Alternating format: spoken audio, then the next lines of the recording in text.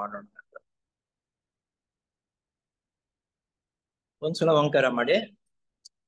ಓ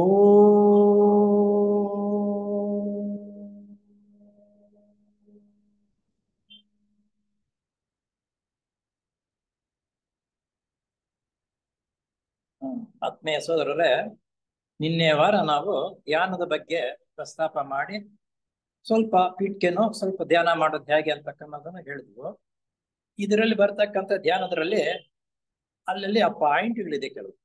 ಆ ಪಾಯಿಂಟ್ಗಳು ಯಾಕೆ ಹಾಕಿದ್ರು ಏನು ಅಂತ ಅನ್ನೋದು ಅದನ್ನ ಒಂದು ರೀತಿ ನಾನು ಜೋಡಿಸ್ಕೊಂಡು ಈ ರೀತಿ ಧ್ಯಾನ ಮಾಡೋದ್ರಿಂದ ನಮಗೆ ಸುಲಭವಾಗುತ್ತೆ. ನಂತರ ಆ ಟೈಮ್ ಅದಕ್ಕೆ ನಾವು ಮಾಡ್ಕೊಂತಿಲ್ಲ 5 ನಿಮಿಷ 5 ನಿಮಿಷ 5 ನಿಮಿಷ 3 ಹಂತಗಳಾಗಿ ಅಂತ ಜಾಸ್ತಿ ಮಾಡ್ಕೋಬೇಕಾದ್ರೆ ಯಾವ ಹಂತವನ್ನು ಜಾಸ್ತಿ ಮಾಡ್ಕೋಬಹುದು ಅಂತನ್ನೋದನ್ನ ಇಲ್ಲಿ ಬರುತ್ತೆ. ಅದನ್ನು ಮುಂದೆ ಹೇಳೋಣ.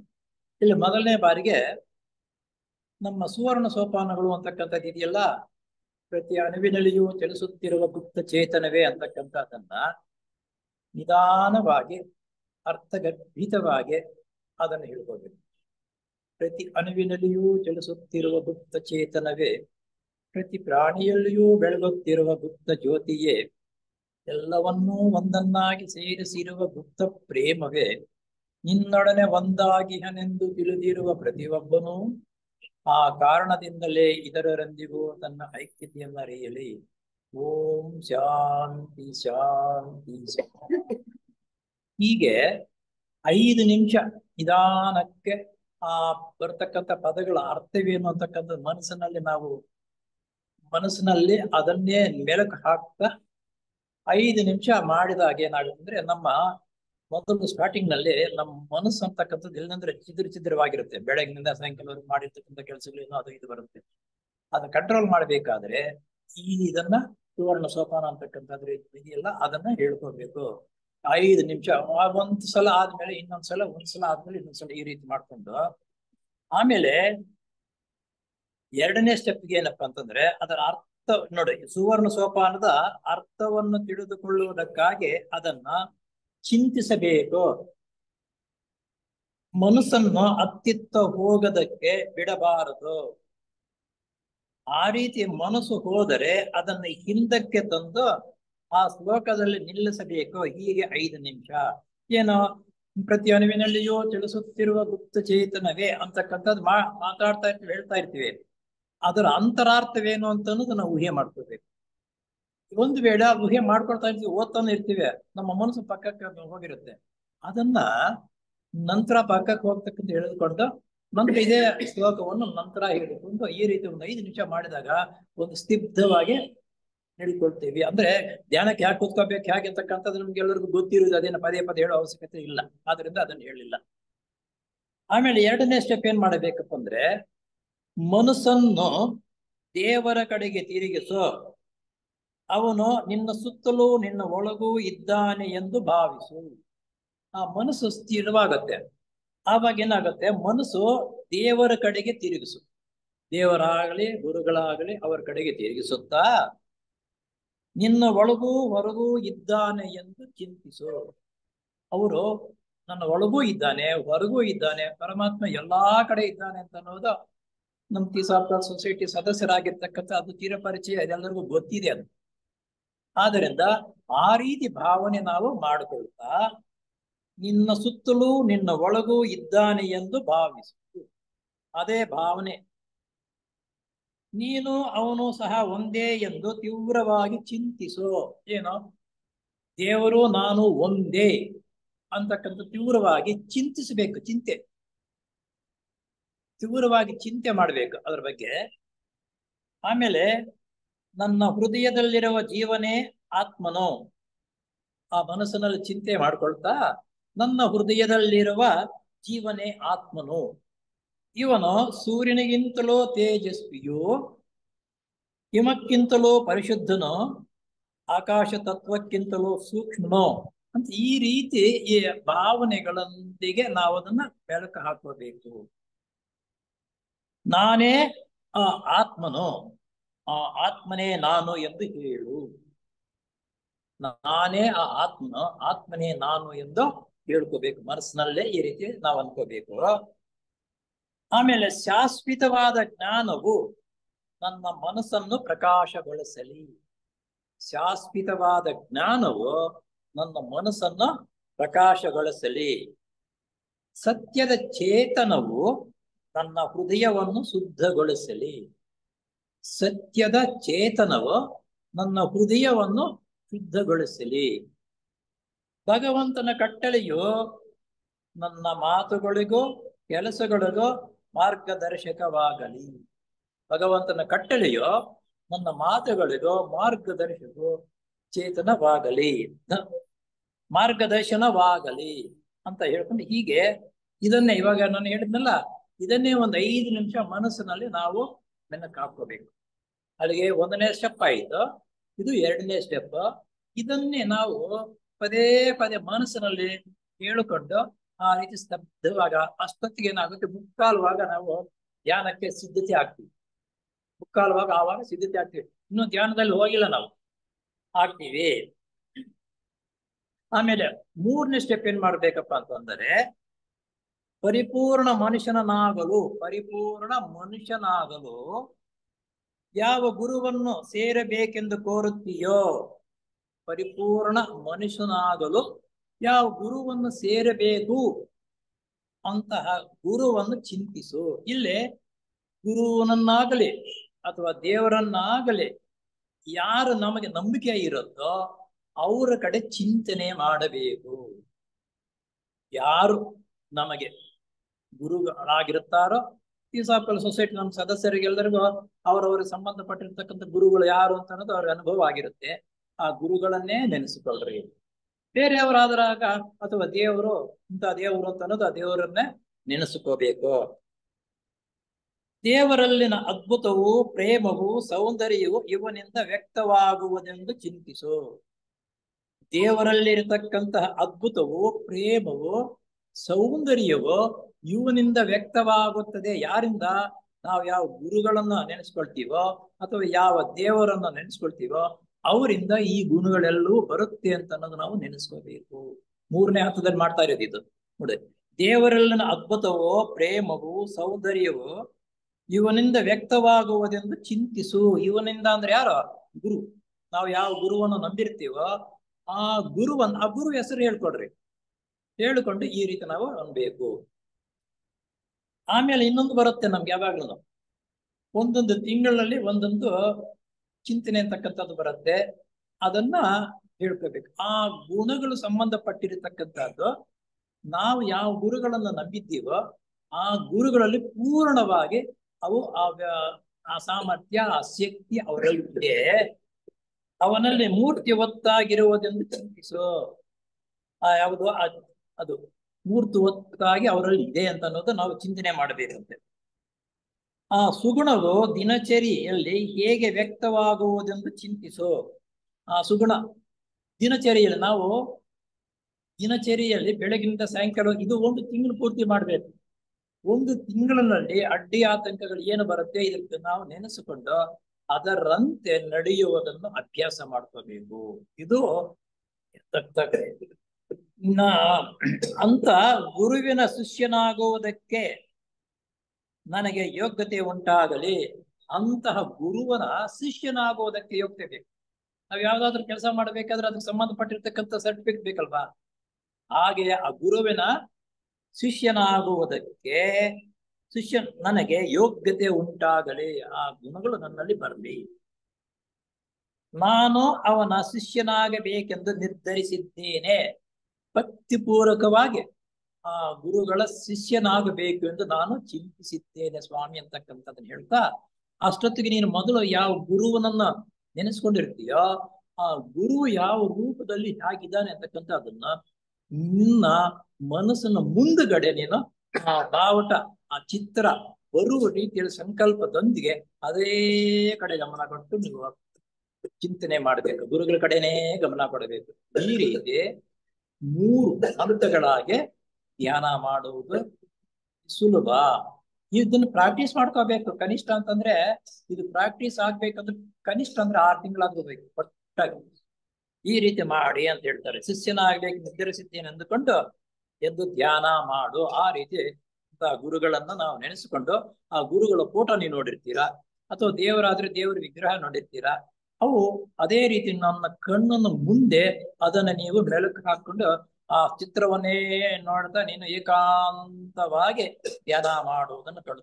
ಈ ರೀತಿ ನಿನಗೂ ಅವರದು ಸಂಬಂಧ ಬೇರೆ ಯೋಚನೆಗಳು ಭಾವನೆಗಳು ಹೊರಟೋದ್ರೆ ನೀನ್ 5 ನಿಮಿಷ ಅಲ್ಲ 10 ನಿಮಿಷ ಅಲ್ಲ ನಿನಗೆ ಟೈಮ್ ಅನ್ನತಕ್ಕಂಥದ್ದೇ ಗೊತ್ತಾಗಲ್ಲ ಅವಾಗ.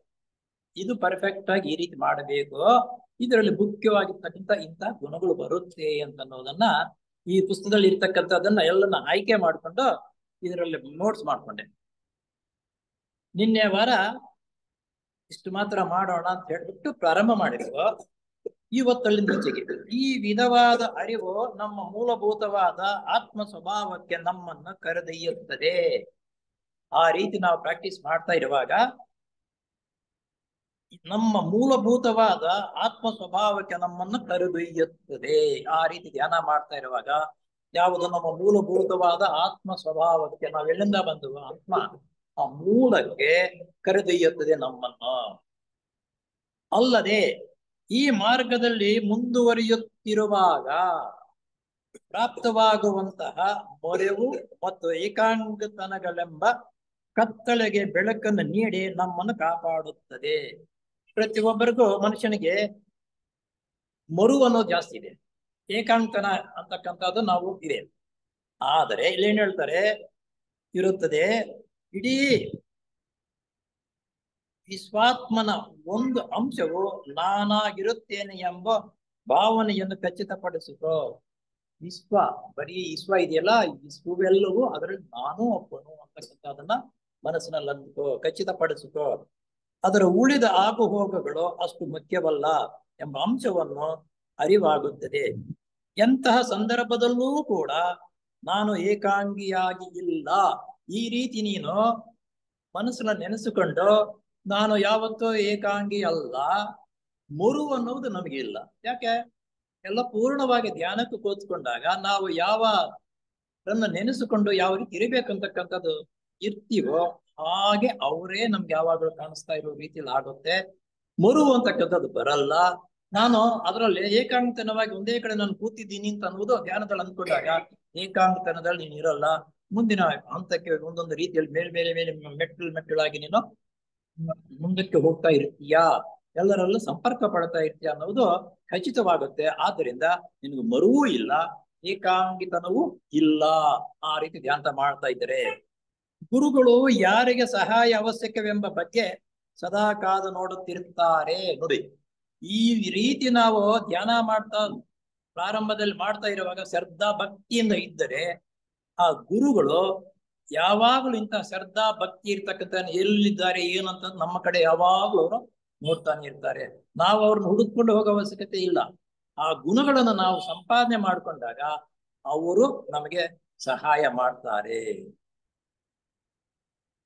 ಆದುದರಿಂದ ಯಾವುದಾದರೂ ಒಂದು ಪ್ರಿಯವಾದ ಪರಿಸ್ಥಿತಿಗೆ ಅಂಟಿಕೊಂಡಿರುವುದನ್ನು ತ್ಯಜಿಸಿ. ಯಾವುದೋ ಒಂದು ಸಮಾಜದಲ್ಲಿ ನಾವು ಜೀವನ ನಡೆಸ್ತಾರೆ, ಪ್ರಿಯವಾಗಿರತಕ್ಕಂಥ ಒಂದು ಸಮಾಜದ ಒಂದು ರಾಜಕೀಯವೋ ಇನ್ನೊಂದು ಮಾತುಗಳು ಹೇಳ್ತಕ್ಕಂಥದ್ದು ಓಡಾಡ್ತಕ್ಕಂಥ ಇಂಥದ್ದು ಇರುತ್ತಲ್ಲ, ಅವೆಲ್ಲ ತ್ಯಜಿಸಿ ಹಿಡಿಯೋಣ. ಈಶ್ವರ ಸಂಕಲ್ಪದಲ್ಲಿ ಸಹಕರಿಸುವ ಮನೋಭಾವನೆ ದೃಢವಾಗುತ್ತದೆ. ಆ ರೀತಿ ಯೋಚನೆಗಳು ಭಾವನೆಗಳು ನಮ್ಮ ಕೆಲಸಕ್ಕೆ ಬಾರದ ಮಾತು, ಕೆಲಸಕ್ಕೆ ಬಾರದ ಕೆಲಸಗಳು ಮಾಡ್ತಕ್ಕಂಥ ಎಲ್ಲ ಬಿಟ್ಟು ಏಕಾಂಗತನದಿಂದ ಭಾವನೆಯ ನಮ್ಮನ್ನು ವಶಪಡಿಸಿಕೊಳ್ಳದಂತೆ ನಾವು ಎಚ್ಚರಿಕೆಯಿಂದ ಇದ್ದು, ಆ ರೀತಿ ನಾವು ಬೇರೆ ಈ ಕಡೆ ಹೊರಳಾಡ್ತಕ್ಕಂಥದ್ದು ಮಾತು ಹೇಳ್ತಕ್ಕಂಥದ್ದು ಓಡಾಡ್ತಕ್ಕಂಥದ್ದು ಇವೆಲ್ಲ ಬಿಟ್ಟು ಬಿಡಿ. ಗುರುಗಳಲ್ಲಿನ ದೃಢ ವಿಶ್ವಾಸಕ್ಕೆ ಧಕ್ಕೆ ಬರದಂತೆ ನೋಡಿಕೋ. ದೃಢವಾಗಿರತಕ್ಕಂಥ ವಿಶ್ವಾಸ ಇರಬೇಕು, ಅದಕ್ಕೆ ಧಕ್ಕೆ ಬರದಂತೆ ನಾನು ನೋಡ್ಕೋಬೇಕು ಪ್ರತಿಯೊಬ್ಬರೂ. ಏಕೆಂದರೆ ಯಾವ ಮಹಾನುಭಾವನನ್ನು ಗುರುವನ್ನಾಗಿ ಆರಿಸಿಕೊಂಡು ಆತನ ಸೇವೆಗೆ ಅರ್ಪಣೆ ಮಾಡಿಕೊಂಡಿರುತ್ತೇವೆಯೋ, ನಾನು ಅವಾಗ ಹೇಳಿದೇನೋ ಇಂತಹ ಗುರು ನಿಮ್ಮ ಮನಸ್ಸಿನಂತ ಗುರುಗಳನ್ನ ನೆನೆಸ್ಕೊಳ್ರಿ ಅಂತಂದಿದ್ದು ಇದೆ. ಈ ಪಾಯಿಂಟ್ ನೋಡಿ ಏನಿದೆ ಅಂದ್ರೆ, ಏಕೆಂದರೆ ಯಾವ ಮಹಾನುಭಾವನನ್ನು ಗುರುವನ್ನಾಗಿ ಆರಿಸಿಕೊಂಡು ಆತನ ಸೇವೆಗೆ ಅರ್ಪಣೆ ಮಾಡಿಕೊಂಡಿರುತ್ತೇವೆಯೋ ಅಂತಹ ಗುರುವಿನಲ್ಲಿ ನಮ್ಮ ಪೂರ್ಣ ನಂಬಿಕೆ ಇರಬೇಕು. ಗುರುಗಳಿಂತವರು ಅಂತ ನಂಬಿಕೊಂಡ ಮೇಲೆ ಅವರ ಮೇಲೆ ಪೂರ್ಣ ನಂಬಿಕೆ ಇರಬೇಕು. ನಾನು ಪೂರ್ಣವಾಗಿ ನಿಮ್ಮನ್ನು ನಂಬಿದ್ದೇನೆ ಅಂತ ವಾಕ್ಯ ಹೇಳುದು. ಆ ರೀತಿ ನಂಬಿ ಇರಬೇಕು. ನಮ್ಮ ನಂಬಿಕೆಯು ಅರ್ಧಂಬರ್ಧವಾದರೆ, ಅರ್ಧಂಬರ್ಧ ನಂಬಿಕೆ ಆದರೆ ಅವರು ನಮ್ಮ ಕಡೆ ಗಮನಿಸುವುದಿಲ್ಲ. ಅರ್ಧಂಬರ್ಧ ನಂಬಿಕೆ ಇರ್ಬೇಕು, ನಂಬಬೇಕು ಪೂರ್ಣವಾಗಿ. ನಮ್ಮ ಪ್ರಗತಿಗೆ ಅವಕಾಶವೇ ಇರುವುದಿಲ್ಲ. ಅರ್ಧಂಬರ್ಧ ಈ ರೀತಿ ಇದ್ರೆ ನಮ್ಮ ಪ್ರಗತಿ, ನಮ್ಮ ಧ್ಯಾನ ಮಾಡ್ತಕ್ಕಂಥದ್ದು ಏನು ಮುಂದುವರಿಯಲ್ಲ. ನಾವು ಅವರನ್ನು ನಂಬಬೇಕೆಂದ ಮಹಾತ್ಮರು ಅಪೇಕ್ಷಿಸುವುದಿಲ್ಲ. ಇನ್ನೊಂದು, ನನ್ನನ್ನು ನಂಬಬೇಕು ನೀನು, ನಾನು ಹೇಳ್ದಂಗೆ ಕೇಳೋ ಅಂತ ಆ ರೀತಿ ಅವ್ರಿಗೇನು ಆಕ್ಷೇಪಣೆ ಇಲ್ಲ, ಆ ರೀತಿ ಹೇಳುವುದೂ ಇಲ್ಲ. ಅವರು ನೀನು ನಂಬಿದ್ರೆ ನಂಬು, ಬಿಟ್ಟರೆ ಬಿಡು, ಮಾಡಿದ್ರೆ ಮಾಡು, ಮಾಡಿದ್ರೆ ಬಿಡು.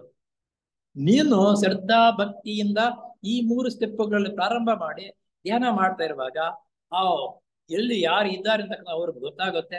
ಅವ್ರಿಗೆ ತಕ್ಷಣ ನಿನಗೇನು ಮುಂದ್ಗಡೆ ಬಂದು ದರ್ಶನ ಕೊಡಲ್ಲ. ನಿನ್ನ ಭಾವನೆಗಳು, ಯೋಚನೆಗಳು ಉತ್ತಮ ರೀತಿಯಲ್ಲಿ ಆಗುವ ರೀತಿಯಲ್ಲಿ ನಿಮಗೆ ಹಿಂದ್ಗಡೆಯಿಂದ ಸಪೋರ್ಟ್ ಸಿಗುತ್ತೆ. ಅದಕ್ಕೆ ನನಗೆ ಉತ್ತಮವಾಗಿರ್ತಕ್ಕಂಥ ಗುಣಗಳನ್ನು ಬರುವುದಕ್ಕೆ, ಯೋಗ್ಯತೆಯನ್ನು ತಿಳ್ಕೊಳ್ಳೋದಕ್ಕೆ ಸಹಾಯ ಮಾಡ್ತಾರೆ ಅವಾಗ.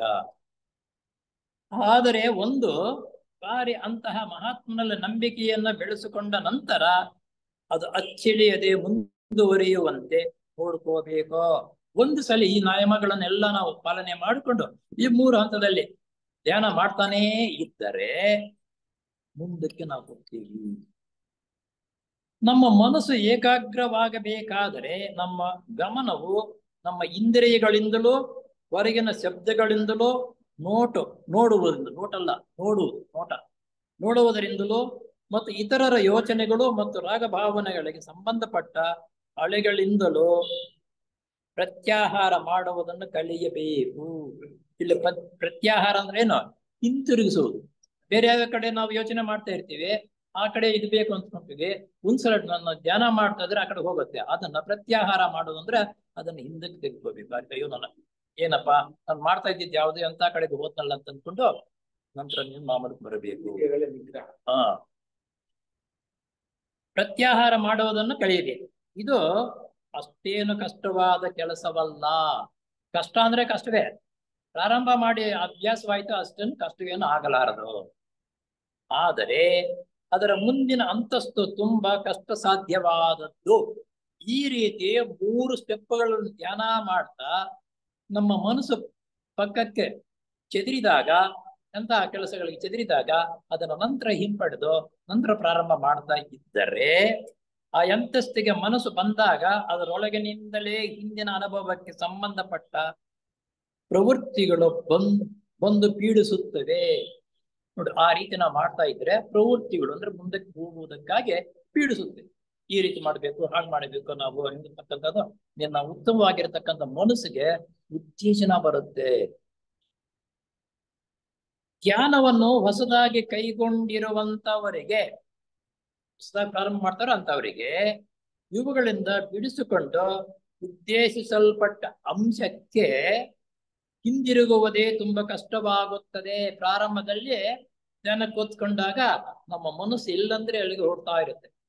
ಅದನ್ನು ಹಿಡಿದು ಒಂದು ಸ್ಥಿತಿಯಲ್ಲಿ ನಿಲ್ಲಿಸುವುದು ಬಹಳ ಕಷ್ಟವಾಗುತ್ತೆ. ಪ್ರಾರಂಭದಲ್ಲಿ ಉಪಯುಕ್ತವಾಗುತ್ತದೆ. ಮನಸ್ಸು ಸತ್ಯವನ್ನು ಕೊಲೆ ಮಾಡುತ್ತದೆ. ಮನಸ್ಸು ಸತ್ಯವನ್ನು ಕೊಲೆ ಮಾಡುತ್ತದೆ. ಶಿಷ್ಯನು ಕೊಲೆಪಾತಕನನ್ನು ಕೊಲೆ ಮಾಡಬೇಕು ಎಂಬುದು ಅದನ್ನು ನಾಶಪಡಿಸಬೇಕೆಂಬ ಅದರ ಅರ್ಥವಲ್ಲ. ಮನಸ್ಸನ್ನು ನಾಶಪಡಿಸಬೇಕಂತಕ್ಕಂಥದ್ದು ಕೊಲೆಪಾತಕ ಕೊಲೆ ಮಾಡು ಅಂದ್ರೆ ಪೂರ್ತಿ ಕೊಲೆ ಮಾಡುವಂತಲ್ಲ ಅದರ ಅರ್ಥ.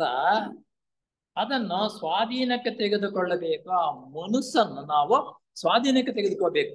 ಅದು ಕೊಲೆಪಾತಕ ಅಂತ, ಮನಸ್ಸು ಕೊಲೆಪಾತಕ ಅನ್ನೋದು ಎಂಬುದೇ ಇದರ ಅರ್ಥ. ಅದರ ಚಂಚಲತೆಯನ್ನು ದಮನ ಮಾಡಬೇಕಾದರೆ, ನಮ್ಮ ಮನಸ್ಸು ಚಂಚಲ ಇದೆಯಲ್ಲ, ದಮನ ಮಾಡಬೇಕಾದ್ರೆ ಏನ್ ಮಾಡ್ಬೇಕಪ್ಪ ಅಂದ್ರೆ ನಮ್ಮ ಇಚ್ಛಾಶಕ್ತಿಯನ್ನು ವಿನಿಯೋಗ ಮಾಡುವುದೊಂದೇ ಅದಕ್ಕೆ ಇರುವ ಉಪಾಯ. ನಮ್ಮ ಇಚ್ಛಾಶಕ್ತಿ ವಿನಿಯೋಗ ಮಾಡಬೇಕು ಅಂತಂದ್ರೆ ಒಳ್ಳೆಯದ್ಯಾವುದು ಕೆಟ್ಟದ್ಯಾವುದು ಅಂತಕ್ಕಂಥದ್ದನ್ನ ಯೋಚನೆ ಮಾಡಿ ಮಾಡ್ತಕ್ಕಂಥ ಸಾಮರ್ಥ್ಯ ಬೆಳೆಸ್ಕೊಂಡಾಗ ಕೆಟ್ಟದ್ದನ್ನ ಬಿಡ್ತಾ ಬರಬೇಕು ದಿನೇ ದಿನೇ. ಒಳ್ಳೆ ಕಡೆ ನಾವು ಪ್ರೋತ್ಸಾಹ ಕೊಟ್ಟು ಧ್ಯಾನ ಮಾಡೋದನ್ನು ಕಲಿತ್ಕೋಬೇಕು. ಸಾಧಕನು ತನ್ನ ಸುತ್ತಲೂ ರಕ್ಷಣಾ ಕವಚವನ್ನು ನಿರ್ಮಿಸಿಕೊಳ್ಳಬೇಕೆಂಬ ಸಲಹೆ. ಈ ರೀತಿ ನಾವು ನಮ್ಮ ಸುತ್ತಲೂ ರಕ್ಷಣಾ ಕೋಟೆಯನ್ನ ಭದ್ರಪಡಿಸ್ಕೋಬೇಕು. ನಾವು ಭಾರತ ಸಮಾಜ ಪೂಜೆ ಮಾಡುವಾಗ ರಕ್ಷಣಾ ಕೋಟೆ ಮಾಡಲ್ಲ ಮೊದಲು, ಅದನ್ನೇ ನೋಡಿ ನಮ್ಮ ಭಾರತ ಸಮಾಜ ಪೂಜೆಯಲ್ಲಿ ಪ್ರತಿಯೊಂದು ಅಡಕವಾಗಿದೆ. ಅದನ್ನು ನಾವು ಅರ್ಥ ಮಾಡ್ಕೊಳ್ತಾ ಇಲ್ಲ ಅಷ್ಟೇ. ಸಲಹೆ ಇದೆ, ಆದರೆ ಇಚ್ಛಾಶಕ್ತಿಯ ಮುಂದೆ ಆ ತಾತ್ಕಾಲಿಕ ಉತ್ತರಗಳು ಅಷ್ಟು ಪ್ರಯೋಜನವಾಗುವುದಿಲ್ಲ. ಆದರೆ ತಾತ್ಕಾಲಿಕವಾಗಿ ಪ್ರಾರಂಭ ಮಾಡಿದಾಗ ಅಂತ ಯೋಚನೆ ಭಾವನೆಗಳನ್ನು ಮನಸ್ಸಿನಲ್ಲಿ ಇಟ್ಟುಕೊಂಡ್ರು ಸಮೇತ ತಕ್ಷಣ ಅದು ಪ್ರಯೋಜನಕ್ಕೆ ಆಗಲ್ಲ. ಅದು ಪ್ರಾಕ್ಟೀಸ್ ಆಗಬೇಕು, ಆಗ್ತಾ ಆಗ್ತಾ ಬರುತ್ತೆ. ಕಾಮದೇಹವು ಕೂಡ ಅದರ ಆಸೆಗಳನ್ನು ನಿನ್ನ ಮುಂದಿಟ್ಟು ಅವು ನಿನ್ನವೇ ಎಂಬ ಭಾವನೆಯನ್ನು ಹುಟ್ಟಿಸುತ್ತದೆ. ಜ್ಞಾನ ಕೂತ್ಕೊಂಡಾಗ ಇನ್ನೂ ಜಾಸ್ತಿ ಆಸೆಗಳು ಬರ್ತಕ್ಕಂಥದ್ದು. ಅದು ಕಾಮದೇಹದ ಸ್ವಭಾವ. ಈ ಆಸೆ ಎಲ್ಲ ಇಲ್ಲಪ್ಪ ಇದು ನಿಂದೇನೋ ಅಂತ ಮನಸ್ಸಿನಲ್ಲಿ ಪ್ರೇರೇಪಿಸುತ್ತೇವೆ. ಇದರ ವಿಷಯವಾಗಿಯೂ ನಿನ್ನ ಇಚ್ಛೆಯು ಪರಿಣಾಮಕಾರಿಯಾಗಿ ಕೆಲಸ ಮಾಡಬಲ್ಲದೋ. ಆ ಕಾಮದೇಹ ನಿನ್ನ ಚೇಷ್ಟೆ ಮಾಡೋಕ್ಕೆ ಪ್ರಾರಂಭ ಮಾಡಿದಾಗ ನಿನ್ನ ಇಚ್ಛಾಶಕ್ತಿ ಅಂತ ಇದೆಯಲ್ಲ, ಅದು ಭದ್ರವಾಗಿ ದೃಢವಾಗಿ ನಿಲ್ಲುವ ರೀತಿಯಲ್ಲಿ ನೀನು ಧ್ಯಾನಕ್ಕೆ ಕುಳಿತುಕೋಬೇಕು. ಇದೆಲ್ಲ ಏನೋ ಫಸ್ಟದಲ್ಲಿ ಪ್ರಥಮದಲ್ಲಿ ಧ್ಯಾನ ಮಾಡ್ತಾ ಮಾಡ್ತಾ ಇರುವಾಗ ಇವೆಲ್ಲವೂ ನಮಗೆ ಅಡ್ಡಿ ಆತಂಕಗಳಾಗುತ್ತೆ.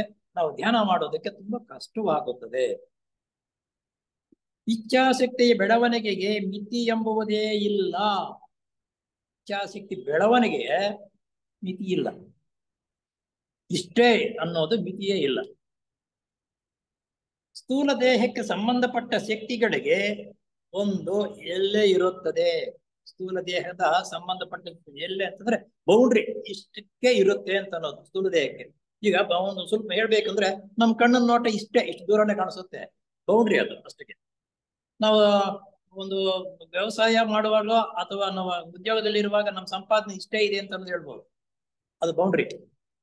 ಆಮೇಲೆ ಬೌಂಡ್ರಿ ಬೇಕಾದ್ರೆ ಮುಂದಕ್ಕೆ ಹೋಗ್ಬೋದು ಕೆಲವರಲ್ಲಿ. ಆದರೆ ಇಚ್ಛಾಶಕ್ತಿಗೆ ಪರಿಮಿತಿಯೇ ಇರುವುದಿಲ್ಲ. ಇಚ್ಛಾಶಕ್ತಿ ನಿಂತರ 1000 ರೂಪಾಯಿ ಇದ್ರೆ ನಾನು 1 ಕೋಟಿ ರೂಪಾಯಿ ಸಂಪಾದನೆ ಮಾಡ್ಬೇಕಪ್ಪ ಅಂತ ಇಚ್ಛೆ ಮಾಡ್ಕೊಂಡಾಗ ಅದಕ್ಕೇನು ಕೋಟಿ ಎಲ್ಲ 2 ಕೋಟಿ ಆಗ್ತವ. ಸಂಪಾದನೆ ಮಾಡೋದು ಎಷ್ಟೋ ಅದಷ್ಟೇ. ಪ್ರತಿದಿನ ಜೀವಿತಗಳನ್ನು ಸಂಬಂಧಪಟ್ಟ ಸಣ್ಣ ಘಟನೆಗಳನ್ನು ಎದುರಿಸುವ ಸಾಧನೆಯಲ್ಲೇ ನಮ್ಮ ಇಚ್ಛಾಶಕ್ತಿಯು ಬೆಳೆಯಬಹುದಾದ ಅವಕಾಶವಿರುವುದು.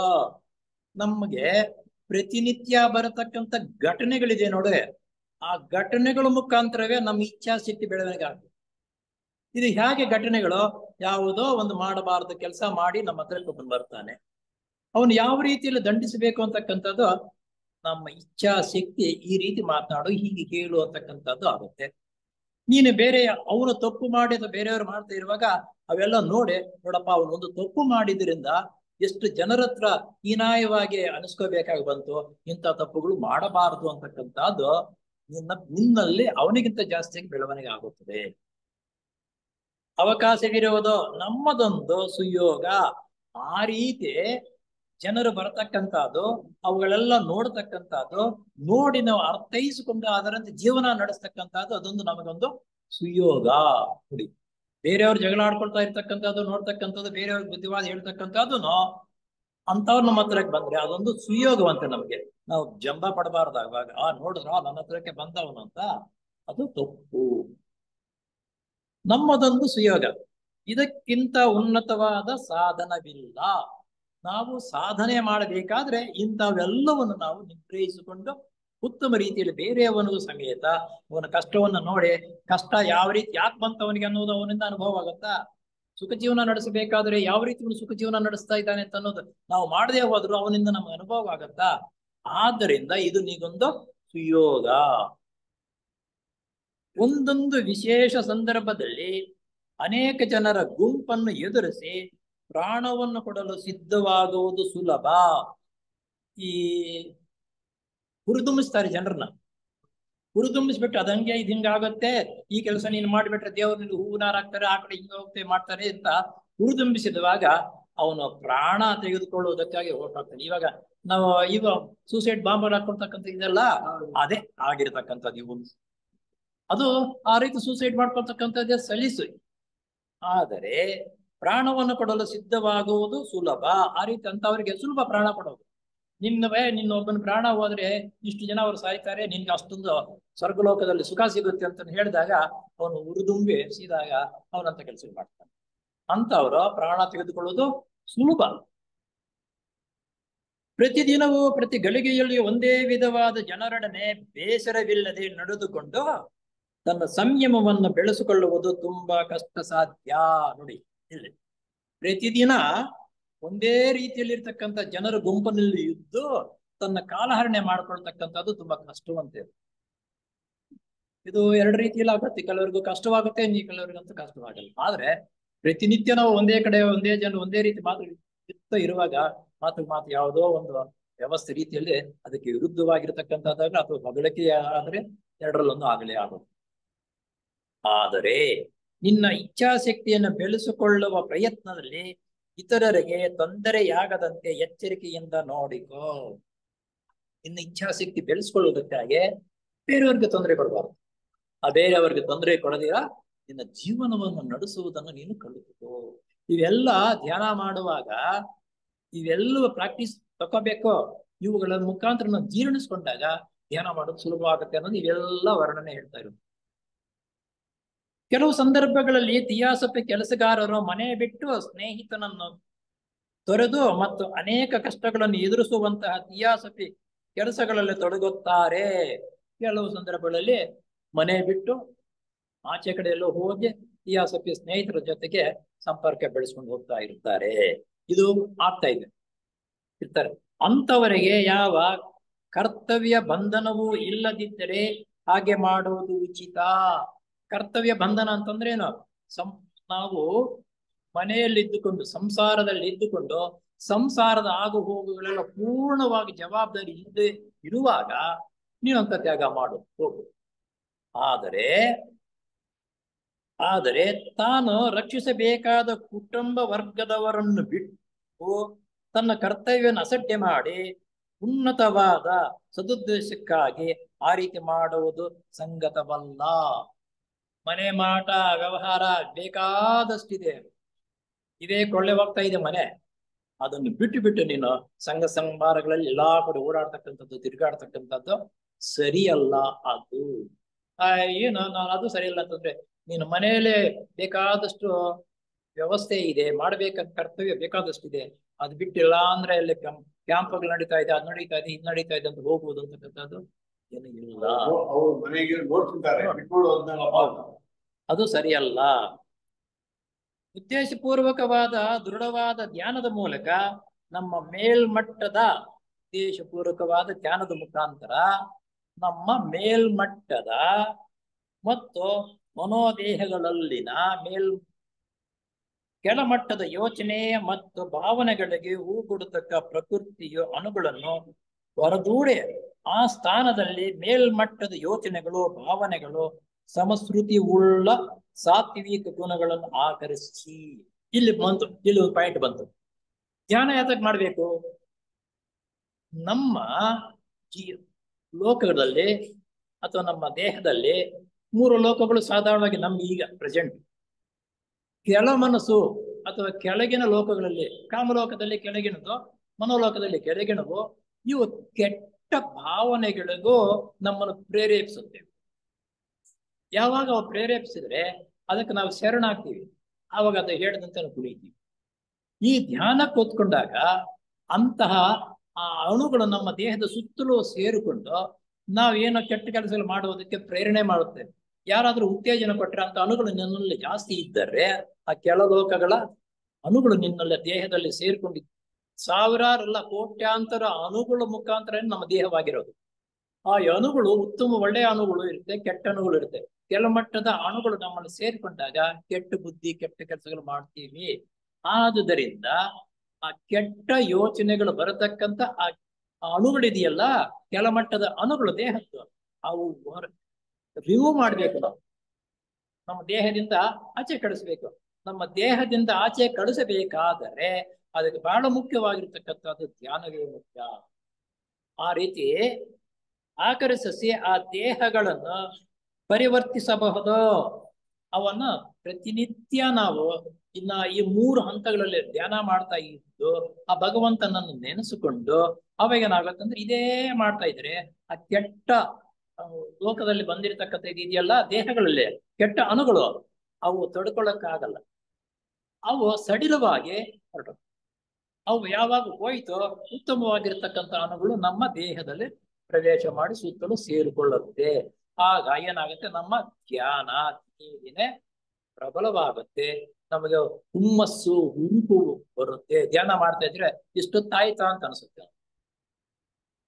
ಆ ಮೂಲಕ ಒಳ್ಳೆಯ ಉನ್ನತ ಭಾವನೆಗಳು ಬುದ್ಧಿಮಟ್ಟದಿಂದ ಬಂದು ನಮ್ಮ ಕಾಮದೇಹದಲ್ಲಿರುವ ಮೇಲ್ಭಾಗದಲ್ಲಿ ಅಭಿವ್ಯಕ್ತವಾಗುವಂತೆ ಮಾಡಿ ಕೊಳ್ಳಬಹುದು.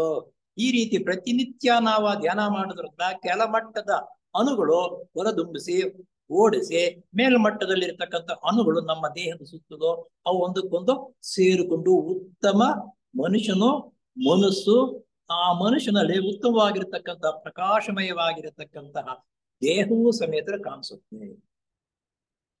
ಆಗ ಉನ್ನತ ಭಾವನೆಗಳು ಸರಿಯಾದ ಸೇವಾ ಕರ್ತವ್ಯದ ಮೂಲಕ ಅಭಿವ್ಯಕ್ತವಾಗಬೇಕಾದರೆ ನಮ್ಮ ಕಾರಣ ಮತ್ತು ಮನೋದೇಹಗಳು ಸಹ ಮೇಲ್ಮಟ್ಟದ ಸಮಶ್ರುತಿಯಲ್ಲಿ ಬೆಳೆಯಬೇಕು.